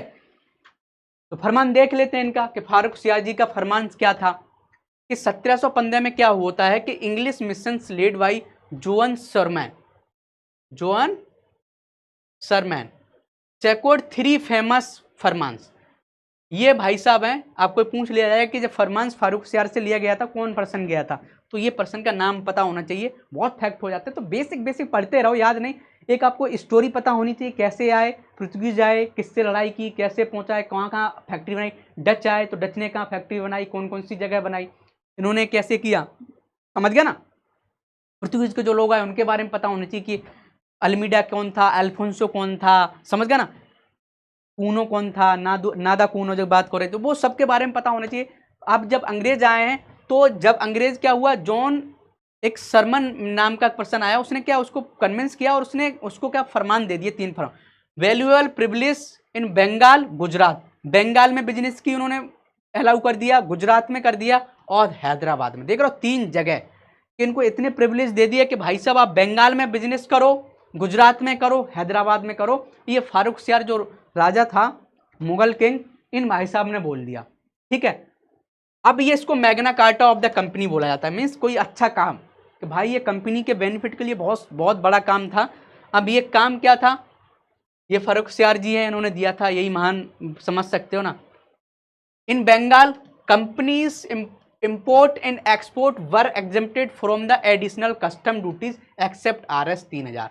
यानी जो 3000 दे रहे थे बंगाल के लोगों को, जो वहां के राजा था, सहजूजा था, उसको दिया था ना 3000, वहां जो दे रहे थे वही देते रहेंगे और पूरा बंगाल में बिजनेस करेंगे। और बंगाल उस समय बहुत बड़ा था, बंगाल में बिहार आता था, उड़ीसा आता था, उस रीजन में करेंगे। और 10 तक इनको पास बनाने का ट्रांसपोर्ट ऑफ गुड्स के लिए अलाउ कर दिया कि आप खुद ही अपने पास बना लो, जिससे कोई तुम्हें डिस्टर्ब नहीं करेगा, जो लोकल लोग डिस्टर्ब कर रहे हैं वो फिर नहीं करेंगे। जब ऐसा कर दिया तो फिर उसका प्रॉब्लम क्या हुआ कि जो वहाँ के जो लोग आ रहे थे, जो पर्सनल लोग आ रहे थे, कंपनी के अलावा भी लोग आ रहे थे, अंग्रेज जो लोग आ रहे थे जो कंपनी से रिलेटेड नहीं थे, उन्होंने क्या फर्जी दस्तक बनाकर बिजनेस कमाना स्टार्ट कर दिया, कहते ना इंडिया को लूटना स्टार्ट कर दिया। दस्तक की अलाउ दे दिया। Company was permitted to rent more lands around the Calcutta, Calcutta के आसपास और भी रेंट ले सकते हो, ऐसा इनको अलाउ कर दिया गया। देखा कितना बड़ा फरमांस दिया था Farrukhsiyar ji. In Hyderabad the company retained its existing privilege of freedom from duties, कि इनको हैदराबाद में भी कोई ड्यूटी नहीं देनी पड़ेगी, आराम से जो बिजनेस करना है करना है। सूरत में क्या है, सूरत में east India company was exempted from the लेवाई of all duties with annual payment of RS 10,000, 10,000 देना और तुम्हें कुछ नहीं देना, बस बिजनेस करते रहो, ना कोई कस्टम ड्यूटी ना कुछ, बस ये 10,000 देना है। Coins of the company minted in Bombay were to have currency through the Mughal empire, कि जो कंपनी जो नोट्स करेंसी छाप रही है ना, जो कॉइन बना रही है ना, वो पूरे इंडिया में चलेंगे, कोई दिक्कत नहीं। देख रहा है अब होगा क्या, इसका भी क्या होगा, दस्तक मान लो जो पासेज बनाने का इनको अधिकार दिया था अंग्रेजों का, उन्होंने बहुत गलत तरीके से यूटिलाइज किया इंडिया का। अब ये कॉइन बनाने का क्या हुआ, बस अंग्रेजों ने कॉइन बनाना स्टार्ट कर दिया और लोगों को बांटना स्टार्ट कर दिया, उनसे चीज़ें लेना स्टार्ट कर दी, खाना खरीदना, भाई उनसे टेक्सटाइल खरीदना स्टार्ट कर, रॉ मटेरियल्स खरीदना स्टार्ट कर, सिल्क खरीदना, और खरीद के कहाँ भेजने लगे, लंदन, इंग्लैंड भेजना स्टार्ट करे। और उससे तो वस्तु बनेगी, और जो कागज ऐसी फर्जी नोट बना रहे हैं, जो कॉइन्स बना रहे हैं, किस फायदे की, अब इंडिया में इन्फ्लेशन बहुत ज़्यादा हो गया, तो कहते ना जो लोकल लोग थे उनका बहुत दुर्दशा हो रही थी, और अंग्रेज वाले लोग थे वो मज़ा उठा रहे थे।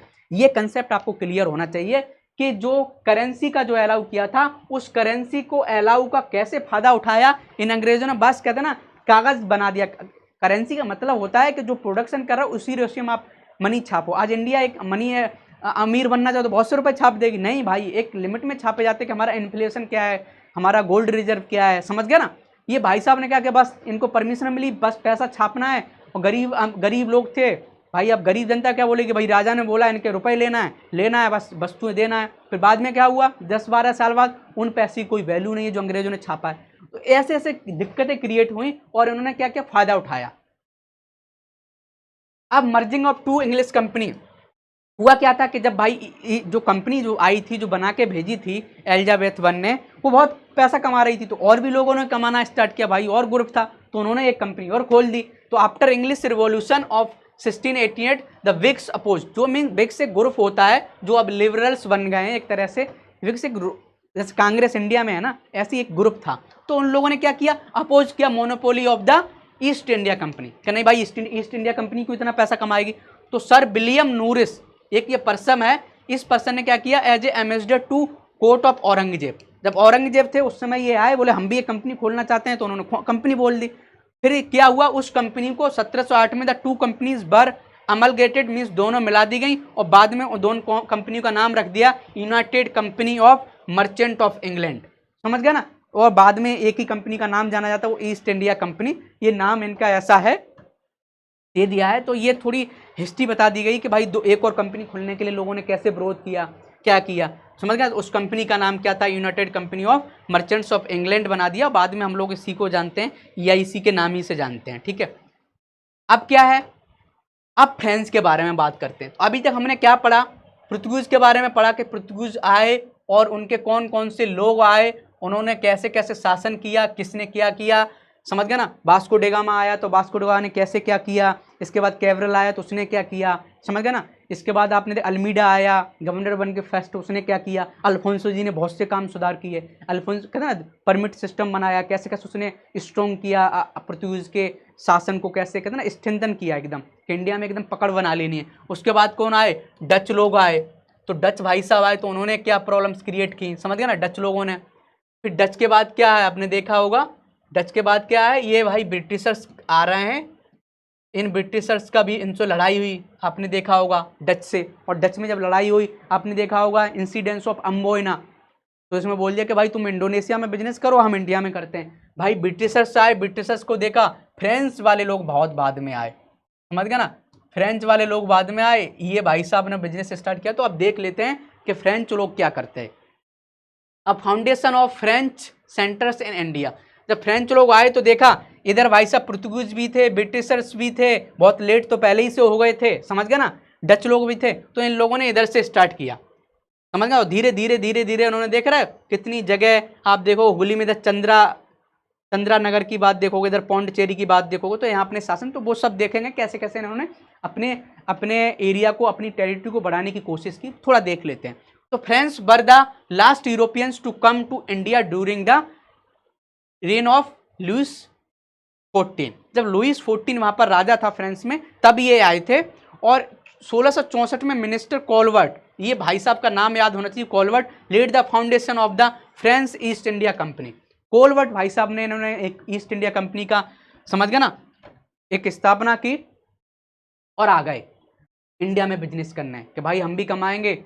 यूरोपियंस कंट्रीज जो पुर्तगाल हो गए, डच हो गए, ये लोग कमा रहे हैं तो हम क्यों नहीं कमाएंगे। अब foundation of French centres in India 1667 में इन्होंने क्या किया, फ्रैंकोस कोरन नाम ने क्या है, एक Francois Caron set up a factory in Surat. इन भाई साहब ने सूरत में एक फैक्ट्री बनाई, तो इनका नाम पता होना चाहिए, फ्रैंकोस कैरन, ठीक है। फिर 1969 में क्या हुआ, कैरन विद मरकरा। ये मरकरा क्या है, एक पर्शियन पर्सन था, इसके बारे में पता होना चाहिए। पर्शियन पर्सन था। और इसकी हेल्प से क्या किया, इन भाई साहब ने क्या किया, फाउंडेड ए फैक्ट्री इन मछलीपट्टनम।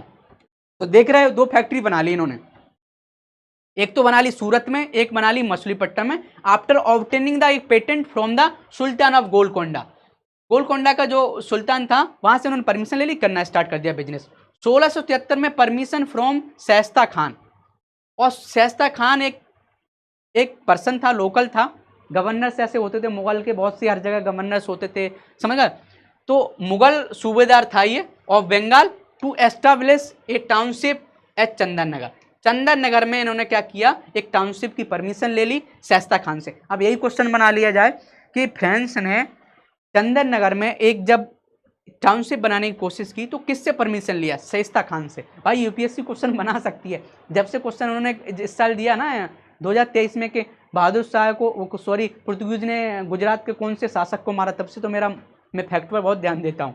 तो ये जो क्वेश्चन हैं आपको पता होना चाहिए कि शाइस्ता खान की परमिशन से इन भाई साहब ने चंदन नगर में टाउनशिप बनाया। तो देख रहे हो ना, ये कैरन जी आए, मरकरा की सेल्फ से यहाँ फैक्ट्री खोली, सूरत में फैक्ट्री खोली। तो ये इनका बेसिक बिजनेस चल रहा था, कोई दिक्कत नहीं। पौंडचेरी में बनाया, पौंडचेरी में कैसे बनाया ये भी देख लेते हैं। पौंडचेरी जो होता है वो nerve centre of French power in India माना जाता है, कि नर्व सेंटर, कि भाई बहुत बड़ा सेंटर माना जाता है इंडिया में। तो 1673 में शेर खां लोधी, जो 1673 में शेर खां लोधी था, the governor of under Bijapur sultan के अंडर में था ये पर्सन। ग्रांटेड फ्रैंकुस मार्टिन एक नया था पर्सन, जो उस समय डायरेक्टर था मछलीपट्टनम फैक्ट्री का। मछलीपट्टनम में फैक्ट्री थी जो फ्रांस की, वहां का जो डायरेक्टर था वो कौन था, फ्रैंकुस मार्टिन भाई था, फ्रांस का ही था, कंपनी चला रहा था, फैक्ट्री चला रहा था। उन्होंने क्या किया था, एक साइट फॉर सेटलमेंट मांग लिया था शेर खान लोधी से परमिशन लेके, समझ गया ना।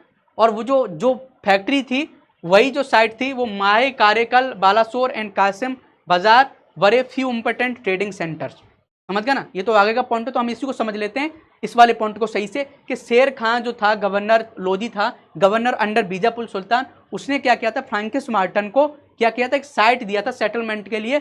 वही सेटलमेंट की साइट क्या थी, वो पौंडीचेरी हुई थी। ठीक है, तो पौंडीचेरी किसके उससे हेल्प से बसाई गई थी, फ्रैंकोस मार्टन ने इसके हेल्प से, ठीक है, शेर खां के। फिर उन्होंने क्या माए में बना दी, काराकल में, बालासोर में उड़ीसा में, कैजम बाजार कोलकाता के आसपास रीजन है, बड़े फ्यू इंपोर्टेंट ट्रेडिंग सेंटर, इनके trading centre. Francois Martin developed Pondicherry as a place of importance. Francois Martin ही था जिसने पौंडीचेरी को एक बहुत अच्छे से डेवलप किया था, एक बहुत बड़ा ट्रेडिंग सेंटर बनाया था फ्रांसिस कंपनी के लिए। समझ गया ना? तो ये चीज़ें थोड़ी सी आपको पता होनी चाहिए, कौन क्या कैसे चल रहा है। अब early setback to French East India company means क्या क्या प्रॉब्लम्स आई, समझ गया ना? फ्रांसिस ईस्ट कंपनी को शुरुआती झटके क्या लगे, तो झटके ये लगे कि डच, उसी समय डच भी थे भाई, तो डच कैप्चर्ड पौंडीचेरी इन 1693। समझ रहा ना? तो आप देखोगे ना कि पौंडीचेरी को कई लोगों ने लिया, कि पहले मान लो डच ने इनसे छीन लिया, समझ गया ना, फिर डेंस का भी रहेगा, तो इसका ऐसा ही रहा है, एकदम अटक पटक रही है। फिर क्या हुआ, जब डच ने छीन लिया, फिर टीटी ऑफ रिजविक हुई, समझ गया? तो ये टीटी के रिजविक के बारे में पता है, तो टीटी ऑफ रिजविक हुई, तो सितंबर में क्या हुआ, 1697 में क्या हुआ, restore Pondicherry to the France, कि भाई हमें ऐसा करो, हमें फ्रांस में ही जो टीटी है वो हमारी दे दो, समझ गया ना? तो डच को दोबारा दी। तो war of Spanish succession broke out in Europe, abandoned their factories at Surat, Machilipatnam and Bantam. अब क्या होगा कि जब आपने देखा होगा कि जब एक युद्ध हुआ था स्पेनिश में हुआ था सक्सेशन में, और उस सक्सेशन के युद्ध में क्या हुआ कि भाई पूरा यूरोप ही उसमें लड़ाई करने, फ्रांस भी उसमें उलझ गया था। तो उसके चक्कर में क्या हुआ, जब उलझेंगे तो उनको खर्चा ज़्यादा होगा, तो जब खर्चा ज़्यादा होगा तो ऑब्वियस बात कहीं बिजनेस करने के लिए नहीं, तो उनकी सूरत हो गई, मछलीपट्टनम की फैक्ट्री वो छोड़ के चले गए कि नहीं यार वहाँ युद्ध चल रहा है, चलो वहाँ देखते हैं। तो ये ऐसे ऐसे हो रही हैं चीज़ें। तो बस यहाँ पर जो पॉइंट आपको याद होना चाहिए, टीटी ऑफ रिजविक, ये पता होना चाहिए ये फ्रांस से रिलेटेड है, ठीक है, और डच से रिलेटेड है। जैसे हमने बोला था कि जो मैस्कर ऑफ अम्बोना की बात हुई थी वो किस किस के बीच में थी, डच और ब्रिटिशर्स के बीच में हुई थी। इसमें क्या हुआ था, ब्रिटिशर्स ने ये बोल दिया था भाई तुम इंडोनेशिया रखो, हमें इंडिया रहने दो। तो यहाँ पर भी टीटी ऑफ रिजविक किसके बीच में है, फ्रांस ईस्ट इंडिया कंपनी और डच के बीच में हुई थी। तो जो भी है restored Pondicherry to the France. तो ये चीज़ें हुई। इसके बाद क्या होता है, 1720 में क्या हुआ, French company was reorganised as a perpetual company of the Indies. जो दिक्कतें हो गई तो हो गई, अब दोबारा से उन्होंने ग्रो करना स्टार्ट किया, दोबारा आए कि नहीं यार हमें बिजनेस करना है यार, देख रहे हो ब्रिटिशर्स कितना अच्छा काम कर रहे हैं, हमें भी पैसा कमाना है, ऐसे नहीं छोड़ना है इसको। तो further standard the by governors Lenoir, ये लिनोर साहब ने दम लगाई और डूमास ने दम लगाई बिटवीन 1720 एंड 1742। तो दोबारा से इस कंपनी को ग्रो करने की ये लिनोर्स हो गए, डूमास ने दोबारा से दम लगाई। क्या क्या किया इन्होंने देखते हैं, ठीक है। तो अपनी कंपनी को ग्रो करने के लिए फ्रांसिस के ने, फिर हुआ क्या कि जब कोई पर्सन ग्रो करना चाहता है तो जब ग्रो करेगा तो जो वहाँ से पहले ही से जो वहाँ शासन कर रहा है उससे लड़ाई करनी पड़ेगी। तो कौन था पहले से यहाँ स्ट्रॉन्ग, आपको पता है, ब्रिटिशर्स। भाई ब्रिटिशर्स तो थे ना, तो ब्रिटिशर्स जब यहाँ थे तो एंग्लो फ्रेंच स्ट्रगल स्टार्ट हो गया, सुप्रीमेसी मीन्स क्या, वर्चस्व के लिए एंगल फ्रांसीसी संघर्ष स्टार्ट हो गया, लड़ाई स्टार्ट हो गई। तो थोड़ा आपको बताते हैं। तो इसी को जो युद्ध को आपने देखा होगा राइवलरी का, तो इसका इन्हीं को कार्नेटिक वार बोला जाता है जो हुआ था। और इसका रीजन क्या था, रीजन कई थे कि जो सक्सेशन हो रहा था ना ऑस्ट्रिया में एक क्या हो रहा था कि वहाँ किसको रखा जाए, राजा किसको बनाया जाए, समझ गए ना। तो उस युद्ध में जो होता है 7 साल युद्ध चला, उसी युद्ध को कार्नेटिक वार बोला जाता, उसी के चक्कर में हुआ था। तो थोड़ा देख लेते हैं, 3 युद्ध हुए थे कार्नेटिक जो वार थे, कार्नेटिक जो वॉर्स थे ना, 3 युद्ध हुए थे, थोड़ा उनका देख लेते हैं वो क्या था, ये थोड़ा बना लेते हैं कौन कौन से हुआ था, ठीक है। कार्नेटिक वॉर्स की बात करें तो ये हुए थे, ठीक है। अब देखोगे यहाँ पर थोड़ा सा देख लेते हो, तो ये हुआ क्या था, it begin with the outbreak of the Austrian war of succession, जो मैंने आपको बता दिया, और ये जो था ended with conclusion of 7 years.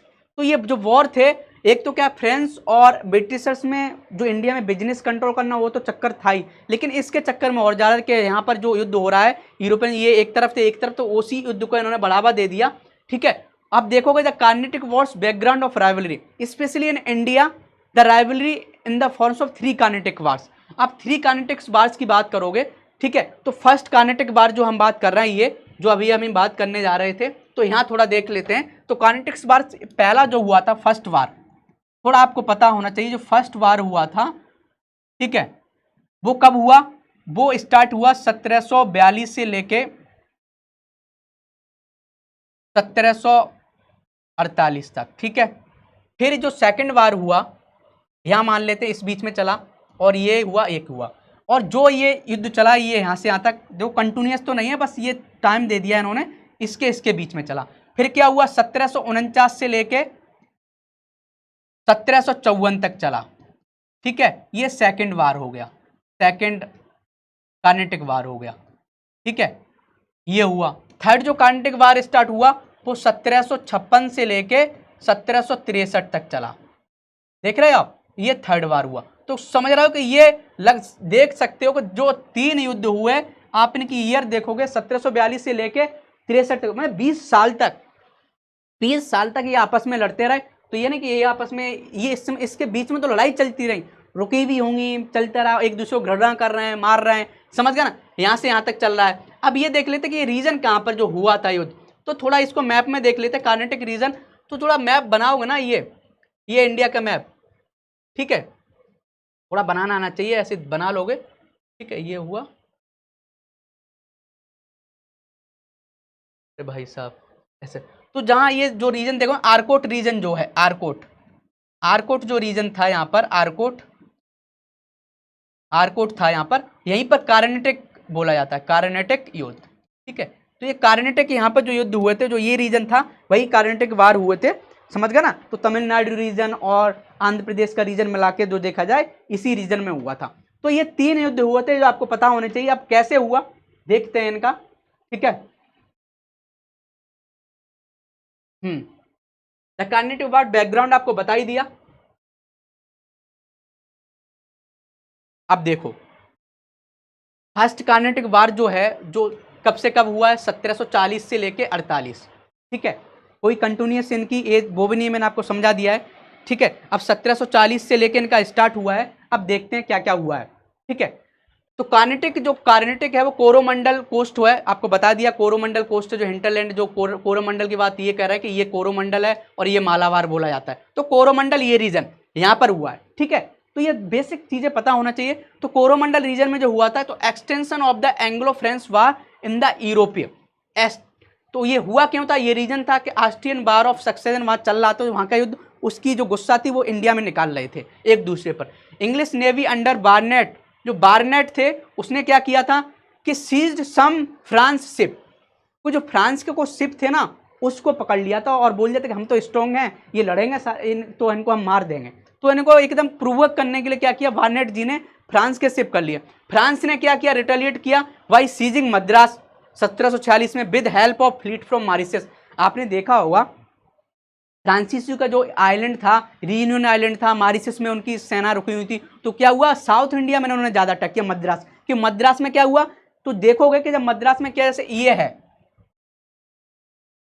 ये मान लीजिए इंडिया था, ठीक है, और यहां पर मद्रास है, ठीक है। और आपने देखा वो पौंडचेरी में, यहां पर ये है पौंडचेरी। तो बोले भाई साहब कि हम तुम्हारे पास ही हैं, समझ गए ना, ये मद्रास है।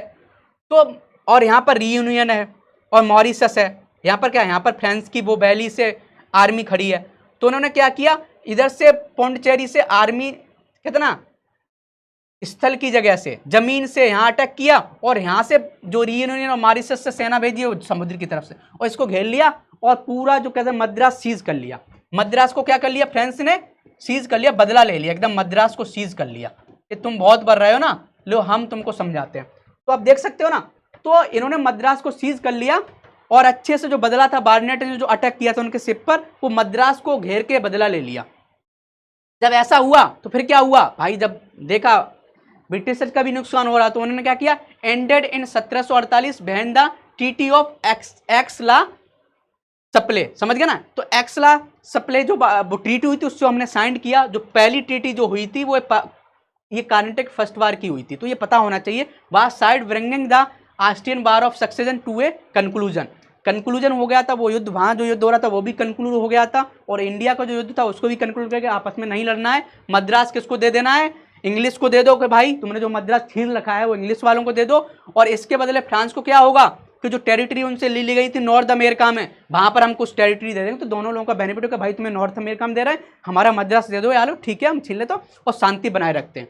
समझ गए ना? तो देख रहे हो कैसे कैसे चल रहा है। फिर क्या हुआ, इसका सिग्निफिकेंस क्या हुआ, जो ये फर्स्ट कार्नेटिक वार हुआ था उसमें ये हुआ था कि इसमें लोकल किंग भी यार एक दूसरे को हेल्प कर रहे थे। ऐसा नहीं कि इंडिया फ्रांस में भी हो रहा था, लोकल किंग भी आपस में लड़ रहे थे। वो क्या था कि बेटल ऑफ सेंट थॉम इन मद्रास जो हुआ था, एक बेटल का इसका युद्ध रखना, सेंट थॉम जो हुआ था in Madras between French forces and the force of Anwaruddin the nawab of Carnatic. इसमें क्यों युद्ध हुआ, कि हुआ क्या, जब इन्होंने मद्रास पर अटैक करने गए थे, अंग्रेजों को जो वो था फैक्ट्री वहां पर अटैक करने गए थे, तो इससे बोल दिया था कि भाई हम तुमको मद्रास दे देंगे, लेकिन इन भाई साहब को मद्रास दिया नहीं। तो ये गुस्सा हुआ कि यार हमको मद्रास क्यों नहीं दे रहा, तो उन्होंने युद्ध किया। और हुआ क्या, जब फ्रांस ने अनवरुद्दीन को जो शासक था कहाँ का, कार्नेटिक का, और इसको हरा दिया था।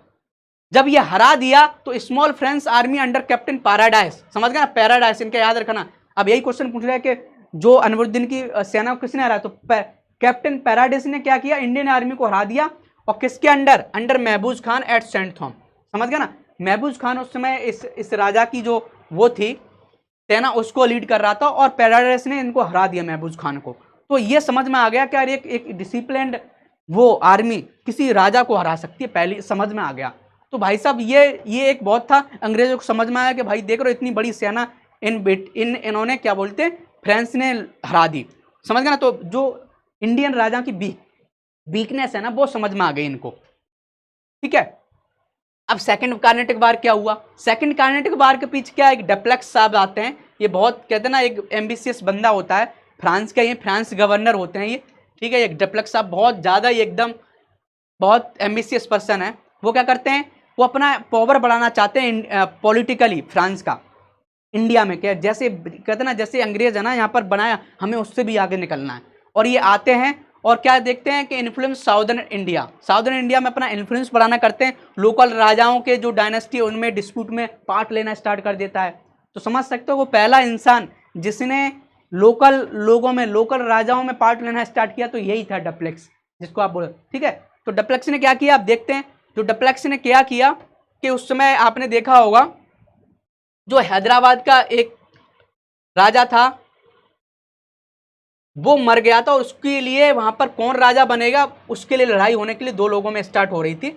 ऐसी हम कारण उसकी बात करते हैं कार्नेटिक के रीजन की। कार्नेटिक का किंग बनने के लिए लोगों में लड़ाई हो रही थी, समझ गए ना आपस में। तो होता क्या है कि एक राजा ये है, ए है राजा, एक बी है, एक सी है और डी है। तो करते क्या है कि भाई साहब ए को मान लो सपोर्ट फ्रांसीसी ने कर दी, इधर सी को सपोर्ट फ्रांसीसी ने कर दी, और बी और डी मिलके अंग्रेज एक तरफ हो गए। कहते ना अलग अलग अपोजिशन के राजा पकड़ लिए। वो अभी बताते हैं क्या है आगे। तो ये आपस में इंटरफेयर करना स्टार्ट कर दिया और आपस में लड़ने लगे, समझ गए। एक तरफ अंग्रेज हो गए, एक तरफ फ्रांसीसी हो गए, ऐसे कार्नेटिक युद्ध हुआ। ये लोकल राजाओं में इंटरफेयर करने के लिए। वो देख लेते हैं क्या है, आपको बताते हैं आगे।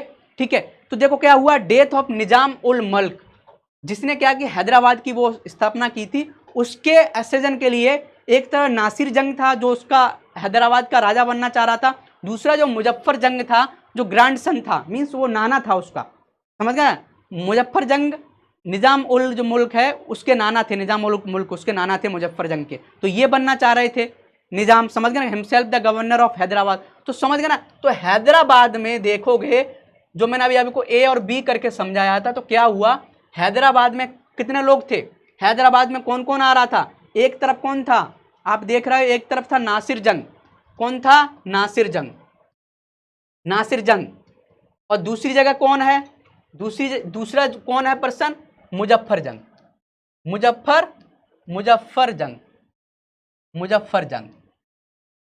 ठीक है, अब मुजफ्फर जंग की बात करोगे तो जो नासिर जंग है इसका सपोर्ट अंग्रेजों ने किया कि नहीं भाई ये सही है, इसको ब्रिटिशर ने सपोर्ट किया, ब्रिटिशर, समझ गए। एक तरफ ब्रिटिशर्स हो गए और इसको जो सपोर्ट किया किसने, फ्रांस ने। देख रहे हो, एक अपना अपना पक्ष पकड़ लिया कि भाई ऐसे आएंगे या जीतेगा तो हमारा बेनिफिट होगा। फिर ये हैदराबाद में चल रहा था ऐसी appointment of Anwaruddin Khan as the Nawab as a resented by Chanda Sahab. अब चंदा साहब कौन है, तो चंदा साहब भी थोड़ा जान लेते, थोड़ा हिस्ट्री बहुत कॉम्प्लेक्स हिस्ट्री हो रही है। हुआ क्या था कि अनवरुद्दीन से पहले, समझ गए ना, जो हम बात कर रहे थे इस रीजन की, ठीक है, उसका जो राजा था मुजफ्फरजंग, तो उस समय क्या था, अनवरुद्दीन से पहले दोस्त अली था, दोस्त अली, ठीक है। और दोस्त अली के बाद क्या, ये अनवरुद्दीन बन गए। और ये दोस्त अली का ये क्या था, ये चंदा साहब, समझ गया ना, ये एक रिलेटिव में इसके आता था। अब ये रिलेटिव में क्या आता था, इसका दामाद लगता था, शायद दामाद था चंदा साहब। तो जब ये क्या हुआ, इसको मराठा लोग उठा के ले गए थे, जेल में डाला हुआ था, और मराठा लोगों ने उसी टाइम इसको रिलीज कर दिया था, समझ गया ना। तो जब इसको रिलीज कर दिया था, तो ये भाई साहब बोले कि दोस्त अली इसके, मान लो, समझ गया ना, इस रीजन के, अरकोट रीजन के ये राजा थे दोस्त अली, तो मैं इनका, इनसे भी रिलेशन है, तो मुझे इसका वो बनूंगा, मैं राजा। अनवरुद्दीन ने बोले कि मैं बनूंगा। तो चंदा साहब, इधर देखोगे, इधर हम बात करें कार्नेटिक रीजन की बात करें, कार्नेटिक रीजन की बात करें, कार्नेटिक रीजन, कार्नेटिक रीजन में जो राजा है, अरकोट बोल देते, कि अरकोट में क्या हो रहा था, ठीक है। यहां पर कौन कौन था, कौन कौन बनना चाह रहा था, एक चंदा साहब, चंदा, चंदा साहेब, ठीक है। और इधर कौन बनना चाह रहा था, अब बात करूंगा, इधर बनना चाहता है अनवरुद्दीन, ठीक है, अनवरुद्दीन, ठीक है। तो देखोगे चंदा साहब को फिर फ्रेंच ने सपोर्ट किया कि भाई हम इसको सपोर्ट करते हैं, और इसको किसने किया, ब्रिटिश ने, ब्रिटिश ने, समझ गया ना। तो देख रहे हो लड़ाई कैसे देख रहे हो। तो अब देखोगे ऐसा गुट बन गया था, इधर ब्रिटिशर्स हो गए इस लड़ाई में, इधर क्या हो गया, मुजफ्फरजंग की इधर फ्रेंच हो गए, इधर चंदा साहब को सपोर्ट देने के फ्रेंच हो गए, इधर अनवरुद्दीन को कौन हो गए, ब्रिटिशर्स हो गए। भाई अनवरुद्दीन तो पहले ही फ्रांस का दुश्मन बना बैठा था कि भाई इसने बोला था मुझे देगा मद्रास, लेकिन नहीं दिया। आपस में लड़ाई हुई, फिर क्या हुआ, इंग्लिश साइडेड विद नासिर जंग एंड अनवरुद्दीन, समझ गया ना। तो नासिर जंग को अंग्रेजों ने सपोर्ट दिया और अनवरुद्दीन को। और फ्रांस ने किसको किया था, आपको जैसे पता ही है कि फ्रांस को किसने किया था, फ्रांस को किया था मुजफ्फरजंग को और चंदा साहब को। और बाद में हुआ क्या, बाद में क्या होता है, जो युद्ध, लोकल युद्ध होता है, उसमें क्या होता है, ये फ्रांस के लिए बहुत मुश्किल होती है। और फ्रांस क्या होता है, ये दो युद्ध ऐसा था, इसका कोई परिणाम सा नहीं निकलता, लेकिन बाद में क्या होता है, अंग्रेजों को ज्यादा बेनिफिट होता है, अंग्रेज इसमें जीत जाते हैं। बाद में क्या करते हैं कि ये जो लोग है ना, युद्ध जो अंग्रेजों के पक्ष में जाता है, और जिनको ये सपोर्ट कर रहे थे वो लोग हार जाते। तो कैसे देखते हैं आगे चल के, ठीक है। तो आगे देखोगे तो आपको, तो आफ्टरमाथ ऑफ वार क्या होता है, जब युद्ध होता है उसके बाद क्या होता है। तो होता क्या है कि जो डुप्लेक्स था, डुप्लेक्स की जो पॉलिसी थी कि यार लोकल राजा में भिड़े जा रहे हैं, युद्ध किए जा रहे हो, हमारा घाटा बहुत ज्यादा हो रहा है, उसका परिणाम हमें बेनिफिट जितना नहीं हो रहा उससे ज्यादा तुम युद्ध में खर्चे किए जा रहे हो। तो हुआ क्या, फिर एक गोदेहू नाम का एक पर्सन होता है गवर्नर, उसको succeed the Dupleix as the French governor, इसको बना दिया जाता है कि तुम जाओ। और इन भाई साहब ने क्या करना स्टार्ट कर दिया, Godeheu adopted a policy of negotiation with the English, कि तुम ऐसा करो, तुम इंग्लिश लोगों से क्या करना, तुम्हें क्या, हमें बस नेगोशिएशन करना है, कि नहीं भाई नेगोशिएशन, कि हमें ये नहीं करना, लड़ाई नहीं करना, हम मिलके बिजनेस करेंगे, जो भी करना है ऐसा करना है। अब हुआ क्या था, इंप्लीकेशंस क्या हुए थे उस युद्ध के जो हम बता रहे थे। तो ये हुआ था कि जो युद्ध था ना, वो countenance of Indian authority was no longer necessary. ये समझ में आ गया कि यार यहाँ पर शासन करना है, तो ये जो लोकल राजा उनकी जरूरत नहीं है ज़्यादा, हम खुद जो हैं, हम खुद इतने मजबूत हैं, हम बहुत आगे जा सकते हैं, समझ गया ना। ये चीज़ें समझ में आ रही थी कि हमें खुद आगे जाना है, ये लोग इतने स्ट्रांग नहीं है, तो ये चीज़ समझ में आ गई। Rather than Indian authority itself was becoming dependent on European support. Rather than Indian authority itself was becoming dependent on European support.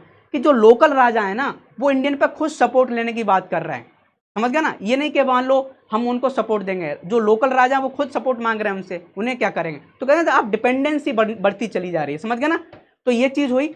Mohammad Ali in the Carnatic and Salabat Jung in Hyderabad became clients rather than patrons.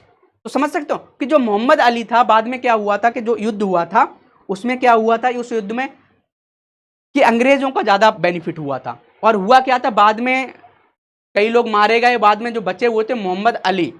ये मोहम्मद अली कौन था, अनवरुद्दीन का लड़का था। उसको क्या हुआ था, इन द कार्नेटिक में इसको बना दिया था। एंड सलावत जंग जो था उसको क्या हुआ, हैदराबाद का जो नवाब बना दिया गया था, लेकिन वो क्लाइंट किसके हो गए थे, यूरोपियंस के क्लाइंट हो गए थे, समझ गया ना। तो रेदर देन पैट्रॉन्स, कितना एक क्लाइंट बन गए थे, उन पर डिपेंडेंट हो गए थे, समझ गया ना। तो ये चीज़ें आप देख सकते हो कैसे कैसे ये चीज़ें चल रही हैं। तो ये चीज़ें, ये पूरा इम्प्लीकेशंस हुए थे कि जो लोकल राजा उनका इंपॉर्टेंस कम कर दिया गया था।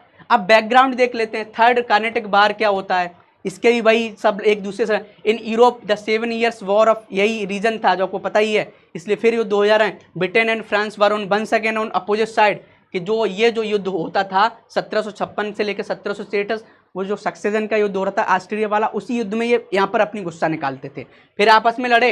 अब क्या हुआ कि इसका जो कोर्स ऑफ वॉर क्या रहा था इंडिया में, वो थोड़ा देख लेते कि कोर्स ऑफ वॉर क्या रहा था। वो हुआ क्या था, in 1758 the French army under count de Lally, ये पर्सन का नाम देना है कि काउंट द लेली के captured the English forts of Saint David and Vizianagaram, कि दो ये जो फोर्ट थे वो उन्होंने क्या कर दिए, छीन लिए फ्रेंच वाले ने। फिर इंग्लिश ने क्या किया, English became offensive and conflicted heavy loss on the French fleet under admiralty Ache and Machilipatnam, तो मछलीपट्टम पर इन्होंने अटैक कर दिया इसके अंदर में। तो समझ गया ना, तो ये एक दूसरे पर युद्ध किए जा रहे हैं, अटैक किए जा रहे हैं, फिर बाद में ट्रीटी कर लेते हैं। अब ट्रीटी में क्या होगा कि बैटल ऑफ, फिर इसी को किए जा रहे हैं, बैटल ऑफ वेंडिवॉस होता है, वही युद्ध आगे बढ़ा कि जनरल आयरेकूटे क्या थे of the English totally routed the French army under count Thomas Arthur, Thomas Arthur थे इनके अंडर में। और Pondicherry was gallantly defended by Lally, तो पौंडचेरी है वो बेचारा एकदम, जो लेली है वो इसका हेल्प करता है, बहुत रोकने की कोशिश करता है कि हम पौंडचेरी को बचा लें, लेकिन वो 8 महीने तक लड़ता रहता है, लेकिन बाद में क्या करता है, सरेंडर करता है। 1761 में सरेंडर कर देता है कि नहीं भाई अब नहीं, अब तो अंग्रेज हमें जीत ही जाएंगे। With the loss of Gingee and Mahe, समझ गए, the French power in India was reduce to its lowest, कि केवल जो चीज़ें हैं इनके हरा दिया गया है, इनके जो वस्सी था और लेली जो था ना, जनरल आयरेकूटे ने क्या किया, जो English totally routed the French army under count, जो थॉमस था ना, काउंट थॉमस आर्थर द लेली, ये पूरा इसका इतना बहुत बड़ा नाम है, काउंट द थॉमस आर्थर लेली एंड वस्सी, इनको क्या है वो जेल में डाल दिया एक तरह से, और पूरा सब कुछ जो थी उनकी फैक्ट्री छीन लेंगे। तो समझो अंग्रेज बहुत ज़्यादा डोमिनेंस हो गए थे, ये आपके दिमाग में थोड़ा आ जाना चाहिए, और कुछ इसमें ऐसा नहीं है। अब देख लेते हैं इसके बाद बांडीवास का जो रिजल्ट ऑफ सिग्निफिकेंस क्या होता है, कि ट्रीटी ऑफ पीस हो जाती है पेरिस में 1763 में, ठीक है। Restore to the French their factories in India, फिर क्या है, कुछ जो फ्रेंच की फैक्ट्री हैं वो दे दी जाती हैं। फिर French confined themselves to their small enclaves and commerce, कि जो फैक्ट्री है वो दे दी कि बस तुम्हें यहीं बिजनेस करना, ज़्यादा नहीं उछलोगे, और कुछ ऐसा होता नहीं है। English become the supreme European power in the Indian सब कंटिनेंट, तो कहने का मतलब ये है कि ब्रिटिशर्स ने देख रहा है पुर्तगाल से शादी करके मुंबई ले लिया, डच को लड़ाई करके, जो आपने मैस्केर अम्बोना देखा होगा, वहाँ से एक ट्रीटी कर ली कि तुमको इंडोनेशिया में बिजनेस करना है। इन भाई साहब को लड़ाई से, जो कार्नेटिक की लड़ाई जो हुई थी, 3 युद्ध हुए, उसमें हरा हरा के इनको कंट्रोल किया। तो ये चीज़ें बस समझ में आना चाहिए, ऐसे करके पूरे इंडिया में मैक्सिमम जो चीज़ें हैं वो इन्हीं के कंट्रोल में चल रही थी, ठीक है। अब causes of the English success and the French failure, क्या क्या रीजन रहे हैं, तो ये आपके मेंस के रिलेटेड है, मेंस से क्वेश्चन इससे बनते हैं, तो वो थोड़ा आप देख सकते हो। वो क्या बन सकता है कि English company was a private enterprise, कि जो भाई प्राइवेट कंपनी होती है ना वो अपने बेनिफिट के लिए लड़ाई करेगी, और जो फ्रेंच कंपनी थी और कंपनी वो क्या थी, वो एक स्टेट की कंपनी थी, स्टेट के लोग, स्टेट स्पॉन्सर थी। लेकिन यहाँ फ्रेंच की ये प्राइवेट कंपनी थी, ये मान लो ब्रिटिशर, तो ब्रिटिशर अपने लिए पैसा, अपना खुद का भी पैसा लगाते तो सक्सेस होने के लिए, तो less governmental control over it, ज़्यादा गवर्नमेंट का कंट्रोल नहीं था। फ्रेंच कंपनी क्या थी, कंट्रोल्ड बाई स्टेट, स्टेट के द्वारा कंट्रोल होती थी। English navy was a superior to the French, भाई फ्रेंच की नेवी से सुपरियर थी। English held Calcutta, Mumbai and Madras, अच्छी अच्छी जगह। फ्रेंच हैड ओनली पौंडचेरी, इनके पास एक ही पोर्ट था। तो समझ गया, तो इनकी सक्सेस का राज क्या है, तो ये चीज़ें आप देख सकते हो, तो बहुत कॉमन चीज़ें हैं। फिर इसके बाद डांस आए, तो इसमें ज़्यादा कुछ नहीं जानना है, इनके पास यही जानना है कि इनका जो मेन काम था वो इसलिए जाने थे कि मिशनरी एक्टिविटीज़ के लिए आए थे, अपने धर्म का प्रमोशन करने के लिए। बस ये आपको जानना है कि उन्होंने जो अपने बिजनेस सेंटर बनाए थे वो 2 जगह बनाए थे, कि 1620 में तेरनकेवार और तंजौर में बनाया था, ठीक है। और फिर ये क्या है, एक east India company was establish 1616 में, इन्होंने ईस्ट इंडिया कंपनी बनाई थी अपनी खुद। तो ये ज़्यादा इनके बारे में कुछ है नहीं, तो बस ये कंपनी बनाते थे, बेच देते थे। जैसे इन्होंने क्या, Danish factory were sold to the British government in 1835। तो ये पैसा कमाने से ज़्यादा अपने धर्म को ज़्यादा प्रमोशन करने आए थे, मिशनरीज को ज़्यादा प्रमोट करने आए थे, मिशनरीज एक्टिविटीज़ के लिए ज़्यादा आए थे। ठीक है। डेनिश सेटलमेंट आप देख सकते हो, यहाँ पर होता है, एक जगह ये दिखा रहे हैं, तिनकोवार ये रीजन दिखा रहे हैं, समझ गए। तो ये रीजन थोड़ी थोड़ी हैं जहाँ जहाँ ये रहें, तो ऐसा कुछ है नहीं। अब क्या, why the English succeed the against other European powers, ये क्वेश्चन आपके मेंस में बन सकता है कि जो हम बात करें कि इंग्लिश जो है, इंग्लिश लोग हैं वो सक्सीड क्यों हुए, किसके, यूरोपियंस पावर के खिलाफ क्यों सक्सीडेड हुए, वो आपको बताना है। तो वो सिंपल रीजन है, वो आपको देख सकते हो, और ये मेंस में आ भी सकता है। तो structure and nature of the trading company, पहली चीज तो पॉइंट ये है कि उसकी कंपनी का जो नेचर था वो अलग था। English east Indian company was a control by the board of director, means private लोग उसको कंट्रोल कर रहे थे, और share holder of the company exercise considerable influence, share holder जो उसमें शेयर जिनने लगाया था वो लोग अपने बेनिफिट के लिए बात करेंगे तो कंपनी को कभी हारने की बात करेंगे, और जो गवर्नमेंट के थ्रू चल रही कंपनी वो कैसे हार जाए तो क्या है, गवर्नमेंट का नुकसान हो, ऐसा सोचेंगे, समझ गया। तो trading companies of France and Portugal were legally largely owned by the state, समझ गया। तो स्टेट, ठीक है, नुकसान होगा तो स्टेट का होगा, मेरा क्या। लेकिन जब प्राइवेट कंपनी होती है तो लोग दम लगाते हैं। English better funded and better convergent in local business practice and customs, समझ गया ना ये चीजें। These commercial strong hold turned into political enclave, में रिलेशनशिप बनाने में अंग्रेज लोग बहुत आगे थे, समझ गया ना। जैसे अंग्रेजी बेहतर वित्त पोषित और स्थानीय व्यापार प्रथाओं रीति रिवाजों में बेहतर जानकार थे, समझ गया। उनकी in the French company the monarch had more the 60% share, अब वही समझ गए मोनार्क मीन्स जो बिजनेस में ज़्यादा पार्ट किसका था और कंपनियों में, वो मोनार्क का था, समझ गया ना ये चीज़ें। Royal navy of British was the largest and the most advance, भाई वो डेवलप्ड थी। विक्ट्री अगेंस्ट द स्पेनिश अर्मेडा, जो स्पेनिश अर्मेडा जो जहाज था उसके खिलाफ इसकी विक्ट्री ने इनका कॉन्फिडेंस बढ़ा दिया था, समझ गया ना। किसका, फ्रेंच, इनका अंग्रेजों का। इफिशियंट नेवी थी इनकी, improve their on fleet technology, इनकी फ्लीट टेक्नोलॉजी थोड़ी स्ट्रॉन्ग थी। इंडस्ट्रियल रिवॉल्यूशन वहाँ हुआ था, ये बातें बता सकते हो कि भाई ब्रिटिश में इंडस्ट्रियल रिवॉल्यूशन हुआ था इसलिए। मिलिट्री स्किल एंड डिसिप्लिन थी उनकी, मिलिट्री बहुत ज़्यादा स्किल थी अंग्रेजों की, दूसरे की इतनी नहीं थी, इसलिए ये जीते, ये चीज़ बता सकते हो, ठीक है। स्टेबल गवर्नमेंट थी, आप देखोगे कि हर जगह, आप फ्रांस की बात करोगे तो वहाँ पर क्या चला था, फ्रांस रिवॉल्यूशन चल रहा था। 1789 की बात करें, 1815 में फ्रांस का जो वो था, आपने देखा होगा नेपोलियन जो पर्सन है वो 1815 के युद्ध हार गया, तो मीन्स फ्रांस में एक एक एक एक एक स्टेबिलिटी नहीं थी। लेकिन आप देखोगे, आप हम ब्रिटिश की बात करें वहाँ थोड़ी स्टेबिलिटी थी, ठीक है।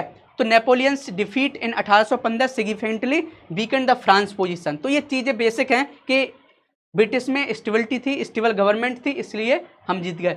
लेसर जील फॉर रिलीजन, आप देखोगे कि अंग्रेजों ने कभी ज़्यादा धर्म की बातें नहीं की, धर्म प्रमोट नहीं किया, पैसा कमाने पर ज़्यादा फोकस किया, ठीक है। तो ये चीज़ की ईज ऑफ डेट मार्केट, उन्होंने डेट मार्केट को यूज किया कि जब भी कंपनी को पैसे की जरूरत पड़ी तो लोगों से उन्होंने पैसा मांगे, समझ गया ना, लोगों से पैसा मांगे कि हम भाई पैसा ले लेंगे, चलो फिर हम बाद में देंगे। तो ये चीज़ आप देख रहे हो, तो ये चीज़ उन्होंने स्टार्ट कर दिया। तो ये बहुत से फैक्टर थे जो इसको बता रहे थे। अब हम प्रीलिम्स का जो कोई प्रैक्टिस क्वेश्चन देख लेते हैं कि क्या का प्रीलिम्स का एक प्रीलिम्स क्वेश्चन है।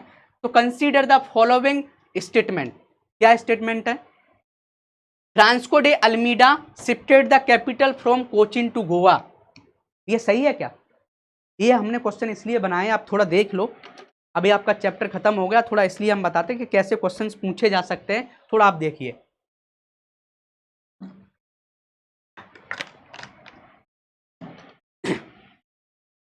तो आप देखोगे प्रीलिम्स का क्वेश्चन देखते हैं, थोड़ा प्रैक्टिस के। Consider the following statement, Francisco de Almeida shifted the capital from Cochin to Goa, ये सही है। दूसरा, Francisco de Almeida initiate the blue water policy, हाँ फ्रांसिस्को डे अल्मीडा ने किया, तो ये सेंटेंस था ये।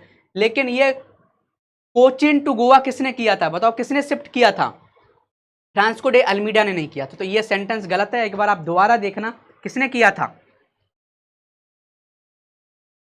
कोचीन टू गोवा किसने किया था शिफ्ट, दा कूना ने किया था, अल्फोंसो ने किया था, उनमें से एक किसी पर्सन ने किया था। तो इसका आंसर क्या होगा, तो ये क्वेश्चन ऐसे ही पूछ रहा है, which one of the above statement are correct, correct पूछ रहा है, तो पहला तो करेक्ट नहीं है, ओनली 2 करेक्ट है, तो इसका आंसर क्या हो जाएगा, ओनली 2। तो ऐसे क्वेश्चन पूछ ले जाते हैं जो बेसिक होते हैं, लेकिन हमको पता नहीं तो कैसे करेंगे। ऐसे ये क्वेश्चन पूछ लेते हैं। मेंस का क्वेश्चन कैसे बना जा सकता है कि evaluate the implication of the Anglo French rivalry on the rise of east India company and it's political influence in India. आप बताओ कि जब ये राइवलरी हुई किसमें, ब्रिटिश और फ्रांस में, तो क्या क्या इसके इम्प्लीकेशन इंडिया पर हुए, तो सही से बता सकते हो। जो तीनों जो कार्नेटिक वार हुए थे, फर्स्ट वार, सेकंड वार, उसके बारे में आपको बताना है। दूसरा ये बताना उसके इम्प्लीकेशंस ये निकले कि जब फ्रांस ने अनवरुद्दीन की सेना को हराया तो ये समझ में आ गया कि जो लोकल लोग हैं वो इतने पावरफुल नहीं है, एक डिसिप्लिन सेना बहुत बड़ी सेना को हरा सकती है। तो इनको क्या हुआ, एक पावर मिला, एक होप मिली, समझ गए ना, एक मोटिवेशन मिला। तो वो चीज़ें सब बता सकते हैं। फिर आपको ग्रो दिखा देना है कि जो अंग्रेज हैं वो ग्रो क्यों किए थे, उनकी सेना के क्या कब कि जो उनकी कंपनी के जो रूल्स